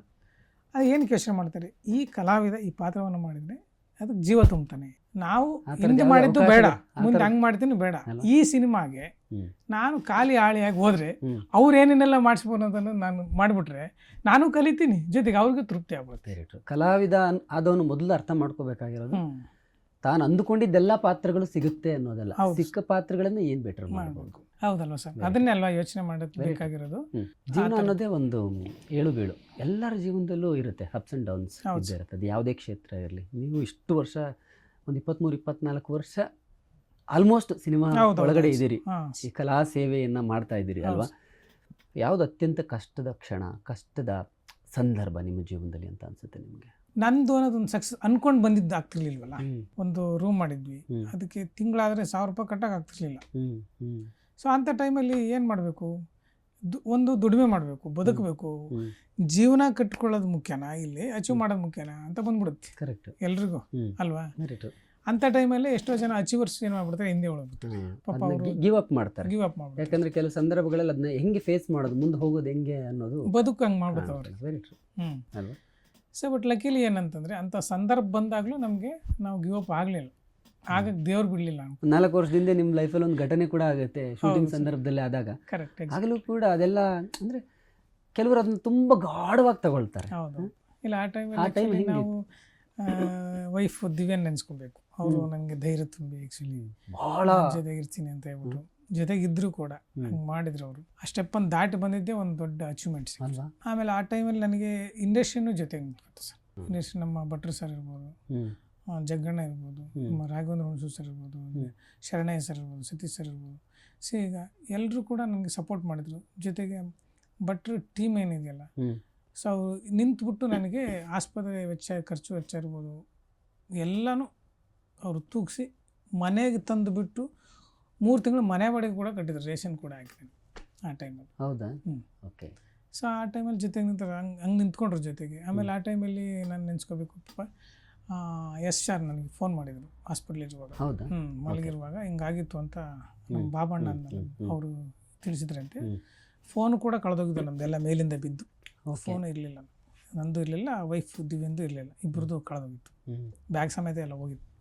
ಆಸ್ಪತ್ರೆಗೆ ಫೋನ್ ಮಾಡಿ ಅಲ್ಲಿಂದ ಕನೆಕ್ಟ್ ಮಾಡಿ ಕೊಡು ಅಂತ ಕೊಡಿಸಿ ಮಾತಾಡಿ ಒಂದು ಮಾತು ಹೇಳಿದ್ರು ಅವರು, ಏನು ಯೋಚನೆ ಮಾಡ್ಬೇಡ ಜೀಜಿ, ನಾನಿದ್ದೀನಿ, ಯಾವುದೇ ಕಾರಣಕ್ಕೂ ತಲೆ ಕೆಡಿಸ್ಕೊಬೇಡ, ನಾನಿದ್ದೀನಿ, ನಾನು ಎಷ್ಟೊಂದೆಲ್ಲ ನೆನೆಸ್ಕೊಂಡು ಫೋನ್ ಮಾಡಿ ನಾನು ಮಾಡ್ತೀನಿ, ಸಪೋರ್ಟ್ ಮಾಡ್ತೀನಿ. ಸೊ ಅದು ಒಂದು ಧೈರ್ಯ ನೋಡಿ, ಹಂಗೆ ಹೇಳ್ತಾರಲ್ಲ. ನನಗೆ ಅವಾಗ ಅನಿಸಿದ್ದೇನು, ಇಷ್ಟು ಜನ ಇದ್ದಾರಲ್ಲ ನನ್ನ ನನ್ನ ಹಿಂದೆ ಜಗಣ್ಣನೂ ಅಷ್ಟೇ, ನಾನು ಇರ್ತೀನಿ ಯೋಚನೆ ಮಾಡ್ಬೇಡ ಅಂತ ಹಾಸ್ಪಿಟ್ಲಿಗೆ ಬಂದು ನಿಂತ್ಕೊಂಡು ಏನೇನು ಬೇಕು ಎಲ್ಲ ವ್ಯವಸ್ಥೆ ಮಾಡಿ, ಭಟ್ರು ಸರ್ ಅಷ್ಟೇ ನಿಂತ್ಕೊಂಡು ಎಲ್ಲ ವ್ಯವಸ್ಥೆ ಮಾಡಿ, ಆಪ್ರೇಷನ್ ನೆಸೆಸಿಟಿ ಇದ್ರೆ ಮಾತ್ರ ಆಪ್ರೇಷನ್ ಮಾಡಿ, ಇಲ್ಲಾಂದ್ರೆ ಮಾಡೋಕ್ಕೆ ಹೋಗಬೇಡಿ ಅಂತ ಹೇಳ್ಬಿಟ್ಟು ಎಲ್ಲ ಹೇಳಿ. ಸೊ ಸ್ವಂತ ಮನೆಯವ್ರು ಏನೇನು ಮಾಡಬೇಕು ಅದಕ್ಕಿಂತ ಹೆಚ್ಚಾಗಿ ಮಾಡಿದ್ದಾರೆ. ಅದಾದಮೇಲೆ ಮನೆಗೆ ಬಂದಮೇಲೆ ದಿವ್ಯ ನಿರಂತರವಾಗಿ ನಾನು ಎದ್ದೇಳೋ ಪರಿಸ್ಥಿತಿಲೇ ಇರಲಿಲ್ಲ. ಸೊ ಅಂಥ ಟೈಮಲ್ಲಿ ಜೊತೆಗಿದ್ದು ಎಲ್ಲ ಸೇವೆಯೂ ಮಾಡಿದ್ಲು ನೋಡಿ. ಕೆಲವೊಂದು ಟೈಮ್ ಏನಾಗುತ್ತೆ, ಅವನಿಗೆ ಆಕ್ಸಿಡೆಂಟ್ ಆಗಿದೆ ಅಂತ ಹೇಳ್ಬಿಟ್ಟು ಕರೆಯೋದೇ ಬಿಟ್ಬಿಡ್ಬೋದು. ನನ್ನ ಅದೃಷ್ಟಕ್ಕೆ ಯಾರೂ ಕರೆಯೋದು ಬಿಡಲಿಲ್ಲ ಅದು. ಆಮೇಲೆ ನನಗೆ ಡಾಕ್ಟ್ರು ಅದೇ ಥರ ಸಿಕ್ಕರು, ಅರುಣ್ ಡಾಕ್ಟ್ರು ಅಂತ ಅವರು STM ಅಲ್ಲಿದ್ದರು, ಅವರು ಅದೇ ಥರ ಸಿಕ್ಕರು. ಆಮೇಲೆ ಜಯರಾಮ್ ಸರ್ ಅಂತ ಇಲ್ಲಿ ರಾಜಾಜಿನಗರದಲ್ಲಿದ್ದಾರೆ ಅವರು. ಸೊ ಅವರು ಕೂಡ ನನ್ನ ಪರಿಸ್ಥಿತಿ ಎಲ್ಲ ನೋಡಿ ಅವ್ರ ಹತ್ರ ಹೋದಾಗ ಫುಲ್ ಬಕ್ಕೊಂಡು ಹೋಗಿದ್ದು ನಾನು, ಎದ್ದೊಳಕ್ಕಾಗದಿರೋ ಪರಿಸ್ಥಿತಿ. ರೆಸ್ಟ್ ಮಾಡಿದರೆ 100% ಹುಷಾರಾಗ್ತಾನೆ ಅಂತ ಹೇಳ್ಬಿಟ್ಟು ಆಪ್ರೇಷನ್ ಮಾಡ್ದಂಗೆ ನನ್ನ ಕಳಿಸಿದ್ರು. ಅಲ್ಲಿ ಆದಮೇಲೆ ಇವರು ಜಯರಾಮ್ ಸರ್ ಅಂದಲ್ಲ, ಅವರು ನಾನು ನೋಡಿಬಿಟ್ಟು ಒಂದೇ ಮಾತು ಹೇಳಿದರು, ಸರ್ ನನ್ನ ಪರಿಸ್ಥಿತಿ ಹಿಂಗಿದೆ, ನಾವು ದುಡಿಲೇಬೇಕು, ಹಂಗಿದೆ ಪರಿಸ್ಥಿತಿ, ಏನು ಮಾಡಬೇಕು ಅಂತ. ಅವರು ನ್ಯಾಚುರಲ್ ಥೆರಪಿ ಮಾಡ್ತಾರೆ ಆ್ಯಕ್ಚುಲಿ. ಎಲ್ಲ ನೋಡ್ಬಿಟ್ಟು ರಿಪೋರ್ಟ್ ಎಲ್ಲ ನೋಡ್ಬಿಟ್ಟು ನೀವು ಇನ್ನೊಂದು 15 ದಿನ ಆದಮೇಲೆ ಡೇಟ್ಸ್ ಕೊಡಿ ಸಿನಿಮಾಗೆ ಅಂದರು. ಅವ್ರು ಹೇಳಿದ ಮಾತು ಜೊತೆಗೆ ನನ್ನ ಕಾನ್ಫಿಡೆನ್ಸ್, ನಾನು ಆಗಲೇಬೇಕು ಹೋಗಲೇಬೇಕು ಅನ್ನೋದೊಂದು ಇತ್ತಲ್ಲ. ಸೊ ಅದು ನನಗೆ ಆ್ಯಕ್ಚುಲಿ ಅಲ್ಲಿಗೆ ಸಜೆಸ್ಟ್ ಮಾಡಿದ್ದು ನಮ್ಮ ರಂಗಣ್ಣವ್ರಿಗೆ ಸರ್. ನೋಡಿ ಅವರು ಎಲ್ಲಿ ತೋರಿಸ್ಬಿಡಪ್ಪ ನೀನು ಇಂಥ ಕಡೆ ಹೇಳ್ತೀನಿ ಹೋಗು, ಅಲ್ಲಿ ಕರೆಕ್ಟಾಗಿ ನೀನು ರೆಡಿ ಮಾಡ್ತಾರೆ ಅಂತ ಹೇಳ್ಬಿಟ್ಟು. ಯಾಕಂದರೆ ಸಜೆಸ್ಟ್ ಮಾಡೋದು ಒಂದು ಹೋಗೋ ದಾರಿ ಕರೆಕ್ಟ್ ಸಿಕ್ಕರೆ ಅರ್ಧ ಕೆಲಸ ಆದಂಗೆ ನೋಡಿ. ನಾವು ಎಲ್ಲೆಲ್ಲೋ ಹೆಂಗೆ ಹೋಗ್ಬಿಟ್ಟು ಯಾವ್ಯಾವ ಏನೇನೋ ಮಾಡಿ ಮತ್ತೆ ಸಂದರ್ಭದಲ್ಲಿ 100 ಹೇಳ್ತಾರೆ, 100 ಜನ 100 ಹೇಳ್ತಿರ್ತಾರೆ, 1000 ಹೇಳ್ತಾರೆ. ಆಮೇಲೆ ಏನಾಗುತ್ತೆ, ಹೋಗ್ತೀವಿ ಅಲ್ಲಿ ಏನೋ ರಿಪೇರಿ ಮಾಡೋಕೆ ಹೋಗಿ ಇನ್ನೊಂದೇನೋ ಆಗೋ ಚಾನ್ಸ್ ಇರುತ್ತೆ, ಜೊತೆಗೆ ದುಡ್ಡು ಖರ್ಚಾಗ್ತಾ ಇರ್ತದೆ. ಇಲ್ಲಿ ದುಡ್ಡು ಖರ್ಚಾಗಲಿಲ್ಲ, ಬೇಗ ರಿಪೇರಿ ಕೂಡ ಅದೇ. ನನಗೆ ಆ್ಯಕ್ಚುಲಿ ಅಂಥ ಟೈಮಲ್ಲೂ ಖಾಲಿ ಕೂತಿಲ್ಲ ಸರ್ ನಾನು. ಕಲಾದೇವಿ ನಿಮಗೆ ಒಲ್ದಿದ್ದಾಳೆ ಅಷ್ಟು ಮಾತ್ರ ಅಲ್ವಾ. ಎಲ್ಲರ ಜೊತೆಗೆ ನಿಂತಿದ್ರಿಂದ ಅವತ್ತು ನಡೆಯೋಕ್ಕಾಗದಿರೋ ಸ್ಥಿತಿಯಲ್ಲಿ ಇದ್ದವರು ಬಂದು ನಮ್ಮ ಮುಂದೆ ಕೂತ್ ಮಾತಾಡುವಷ್ಟು ಇದೀರಿ ಅಲ್ವಾ. 1-2-3 ಸಿನಿಮಾಗಳಿಗೆ ಪ್ರೆಸೆಂಟ್ ನೀವು ಮಾಡ್ತಾ ಇದ್ದೀರಿ, ಮತ್ತೆ ಸೀರಿಯಲ್ ಮಾಡ್ತಾ ಇದ್ದೀರಿ ನಂದಗೋಕಲ. ಅದ್ರ ಜೊತೆಯಲ್ಲಿ ಈ ಕರಾವಳಿ. ಸೊ ಕೊನೆಯದಾಗಿ ಆ ಸಿನಿಮಾ ಬಗ್ಗೆ ಮಾತಾಡಿ ಮುಗಿಸೋಣ ಅಂತ. ಹೇಗಿತ್ತು ಇಡೀ ಸಿನಿಮಾದ ಅನುಭವ? ಪ್ರತಿಯೊಬ್ಬ ಕಲಾವಿದನಿಗೂ ಇರುತ್ತೆ ಸಹಜವಾಗಿ. ನಾನು ದೊಡ್ಡ ಸಿನಿಮಾದಲ್ಲಿ ಮಾಡಬೇಕು, ದೊಡ್ಡ ಪಾತ್ರಗಳು ಮಾಡಬೇಕು, ಒಳ್ಳೆ ಪಾತ್ರಗಳು ಮಾಡಬೇಕು ಅನ್ನೋ ಸಹಜವಾಗಿರುತ್ತೆ. ಸೊ ನನಗೂ ಅದೇ ಥರದ್ದು ಆಸೆ ಸಹಜವಾಗಿ ಇತ್ತು. ಬಟ್ ಇಂಥ ಒಂದು ಸಿನಿಮಾ ಸಿಕ್ಕಿದ್ದು ಒಂದು ಅದೃಷ್ಟ ಅನ್ಬೇಕು ಆ್ಯಕ್ಚುಲಿ. ಆ ಟೀಮು ಹಂಗೆ ಇದೆ ಸರ್. ಒಂದು ಕಲಾವಿದನಿಗೆ ಒಳ್ಳೆ ಟೀಮ್ ಸಿಗಬೇಕು ಅಂಥ ಟೀಮ್ ಸಿಕ್ಕಾಗ ಅದು ಲಾರ್ಜ್ ಸ್ಕೇಲು ಸ್ಮಾಲ್ ಸ್ಕೇಲು ಅನ್ನೋದಕ್ಕಿಂತ ಆ ಕತೆ ಕಂಟೆಂಟು ವರ್ಕ್ ಆಗ್ಬಿಟ್ರೆ, ಸೊ ಒಂದು ಒಳ್ಳೆ ಟೀಮ್ ಸಿಕ್ಬಿಟ್ರೆ ಅದನ್ನ ಕರೆಕ್ಟಾಗಿ ವರ್ಕ್ ಮಾಡಿಬಿಟ್ರೆ ಎಲ್ಲದು ವರ್ಕ್ ಆಗುತ್ತೆ. ಸೊ ಇದು ಕೂಡ ಸೊ ಒಂದು ಲಾರ್ಜ್ ಸ್ಕೇಲ್ ಜೊತೆಗೆ ಒಂದು ಒಳ್ಳೆ ಕಂಟೆಂಟು, ಆಮೇಲೆ ಒಳ್ಳೆ team sir. Gurudatt Ganiga sir ಅವರು ಅನುಭವಿ ನಿರ್ದೇಶಕರು, ಅವರು ಅಂಬರೀಷ್ ಅಣ್ಣಂಗೆ, ಸುದೀಪ್ ಸರ್ಗೆ ಎಲ್ಲ ಡೈರೆಕ್ಷನ್ ಮಾಡಿರ್ತಕ್ಕಂಥವ್ರು. ಆಮೇಲೆ ಅವ್ರಿಗೆ ವಿಷನ್ ತುಂಬ ಚೆನ್ನಾಗಿದೆ. ಒಂದು ಸೀನಲ್ಲಿ ಇಷ್ಟು ಶಾರ್ಟ್ ಬರುತ್ತೆ, ಹಿಂಗಿರುತ್ತೆ, ಅದು ಕ್ಲಾರಿಟಿ ಇದೆ, ಕ್ಲಾರಿಟಿ. ಆಮೇಲೆ ಕ್ಯಾರೆಕ್ಟರೈಸೇಷನ್ ಕೂಡ ಅಷ್ಟೇ. ಸೊ ಇಂಥ ಕ್ಯಾರೆಕ್ಟ್ರಿಗೆ ಇಂಥವ್ರು ಬೇಕು, ಹಿಂಗೆ ಮಾಡಬೇಕು. ಆಮೇಲೆ ಪ್ರಜ್ವಲ್ ಸರ್ ಅಷ್ಟೇ ಡೆಡಿಕೇಶನ್ ಹಾಕಿದ್ದಾರೆ. ನಾವಲ್ಲಿ ಇದರಲ್ಲಿ ನೋಡುವಾಗ ನಮ್ಗೊಂದೊಂದ್ಸಲ ಏನಪ್ಪ ಇಷ್ಟು ಕೆಸರಲ್ಲಿ ಫೈಟ್ ಮಾಡುವಾಗ ಆ ಕೆಸರು ಗದ್ದೆಲ್ಲ ಹಂಗೆ ಮುಳುಗಬೇಕಿತ್ತು ಸರ್. ಹಂಗೆ ಮುಳುಗಿ ಎದ್ಬಿಡೋದು, ಓಡೋದು ಕೂಡ ಅಷ್ಟೇ. ಆ ಕೋಣದ ಜೊತೆಗೆ ಓಡೋದಿದೆಯಲ್ಲ, ಅವ್ರಿಗೆ ಅಭ್ಯಾಸ ಇರುತ್ತೆ ಸರ್. ಅದು ಅಭ್ಯಾಸ ಇದ್ರೂ ಕೂಡ ಆ ಟೈಮಲ್ಲಿ ಕಷ್ಟನೇ. ಪ್ರಜ್ವಲ್ ಸರ್, ಶೀತಲ್ ಪೂಜಾರಿ ಮತ್ತು ನಮ್ಮ ರಾಜ್ಬೀರ್ ಶೆಟ್ಟಿ ಸರ್, ಅವರು ಕೋಣದ ಜೊತೆಗೆ ಓಡೋದು ನೋಡಿ ನಮ್ಗೆ ಒಂಥರ ಮೈ ಜುಮ್ ಅನ್ಸೋದು. ಸೊ ಆಮೇಲೆ ರಾಜ್ಬೀರ್ ಶೆಟ್ಟಿ ಸರ್ ಕೊನೆವರೆಗೂ ಓಡೋರು. ಯಾಕೆ ಸರ್ ಬಿಟ್ಬಿಡಿ ಸರ್, ಟೇಕ್ ಓಕೆ ಆದ ತಕ್ಷಣ ಅಥವಾ ಕಟ್ ಆದ ತಕ್ಷಣ ಬಿಟ್ಬಿಡಿ ಸರ್. ಇಲ್ಲ, ಅವು ಕೋಣಗಳು ಅಡ್ಜಸ್ಟ್ ಆಗ್ಬಿಟ್ಟಿರ್ತವೆ. ಕರೆಕ್ಟ್ ಮಧ್ಯದಲ್ಲಿ ಬಿಟ್ಬಿಟ್ರೆ ತಿರ್ಗಾ ಇಷ್ಟೇ ಅಂತ ಅವು ಮೈಂಡ್ ಸೆಟ್ ಆಗ್ಬಿಡುತ್ತೆ ಓಕೆ ಅಂತ ಹೇಳೋದು. ಆಮೇಲೆ ಶೀತಲ್ ಪೂಜಾರಿ ಕೂಡ ಹಂಗೆ ಓಡೋರು ಪಾಪ. ಅವ್ರ ಜೊತೆಗೆ ಅವ್ರು ದೊಡ್ಡ ಕೋಣಗಳು ಅವರು ಹಂಗೆ ಓಡೋರು. ಇವರು ಕೂಡ ಅಭ್ಯಾಸ ಇಲ್ಲ ಅಂದರೂ ಕೂಡ ಪ್ರಜ್ವಲ್ ಸರ್ ಅಷ್ಟೇ ಡೆಡಿಕೇಶನ್ ಹಾಕಿ ಪ್ರತಿ ಶಾರ್ಟಲ್ಲೂ ಆ ಕಡೆಗೆ ದಾಟೋವರೆಗೂ ಓಡೋರು ಸರ್. ನಂದು ಒಂದು ಪಾತ್ರ, ನಂದು ಈ ಎಲ್ಲ ಪಾತ್ರಗಳು ಮಂಗಳೂರು ಸ್ಲ್ಯಾಂಗ್ ಮಾತಾಡ್ತಾರೆ. ನಂದು ವಿಶೇಷ ಏನಂದರೆ ನಿರ್ದೇಶಕರಿಗೆ 7 ಜನ್ಮದ ಕರುಣೆ ಇತ್ತೇನೋ ನನ್ನ ಮೇಲೆ. ಗುರುದತ್ ಗಾಣಿಗೆ ಸರ್ ನನ್ನ ಪಾತ್ರ ಉತ್ತರ ಕರ್ನಾಟಕ ಮಾಡಿದ್ರು. ಅಂದರೆ ಆ ಸ್ಕ್ರಿಪ್ಟಲ್ಲೇ ಹಂಗಿದೆ ಆ ಕ್ಯಾರೆಕ್ಟ್ರು. ಈಗ ನೋಡಿ, ಉತ್ತರ ಕರ್ನಾಟಕ ಭಾಗದವ್ರು ಹೋಗಿ ಅಲ್ಲಿ ನೆಲೆ ಕಂಡ್ಕೊಂಡಿರ್ತಾರೆ ಎಷ್ಟೋ ಜನ. ಆ ಥರದ್ದೊಂದು ಪಾತ್ರ ಇದೆ. ಅದ್ಭುತ. KGF ಅಲ್ಲಿ ಅವತ್ತು ಬಂತು. ಸೊ ಕರಾವಳಿವರೆಗೂ ಬಂದು ನಿಮ್ಮ ಜರ್ನಿ ಇವತ್ತು ಇಲ್ಲಿ ನಿಂತಿದೆ. ಒಳ್ಳೆಯದಾಗಲಿ. ನಮ್ಮ ಮಧ್ಯ ಕರ್ನಾಟಕದ ಭಾಗದ ನಮ್ಮ ಊರಿನ ಹುಡುಗ ಇನ್ನೂ ಎತ್ತರಕ್ಕೆ ಬೆಳೀರಿ, ಒಳ್ಳೊಳ್ಳೆ ಅವಕಾಶಗಳು ನಿಮಗೆ ಸಿಗಲಿ. ಇಲ್ಲ, ನಿಮ್ಮ ಮತ್ತು ಪ್ರೇಕ್ಷಕ ತಂಡದ ಆಶೀರ್ವಾದ. Thank you.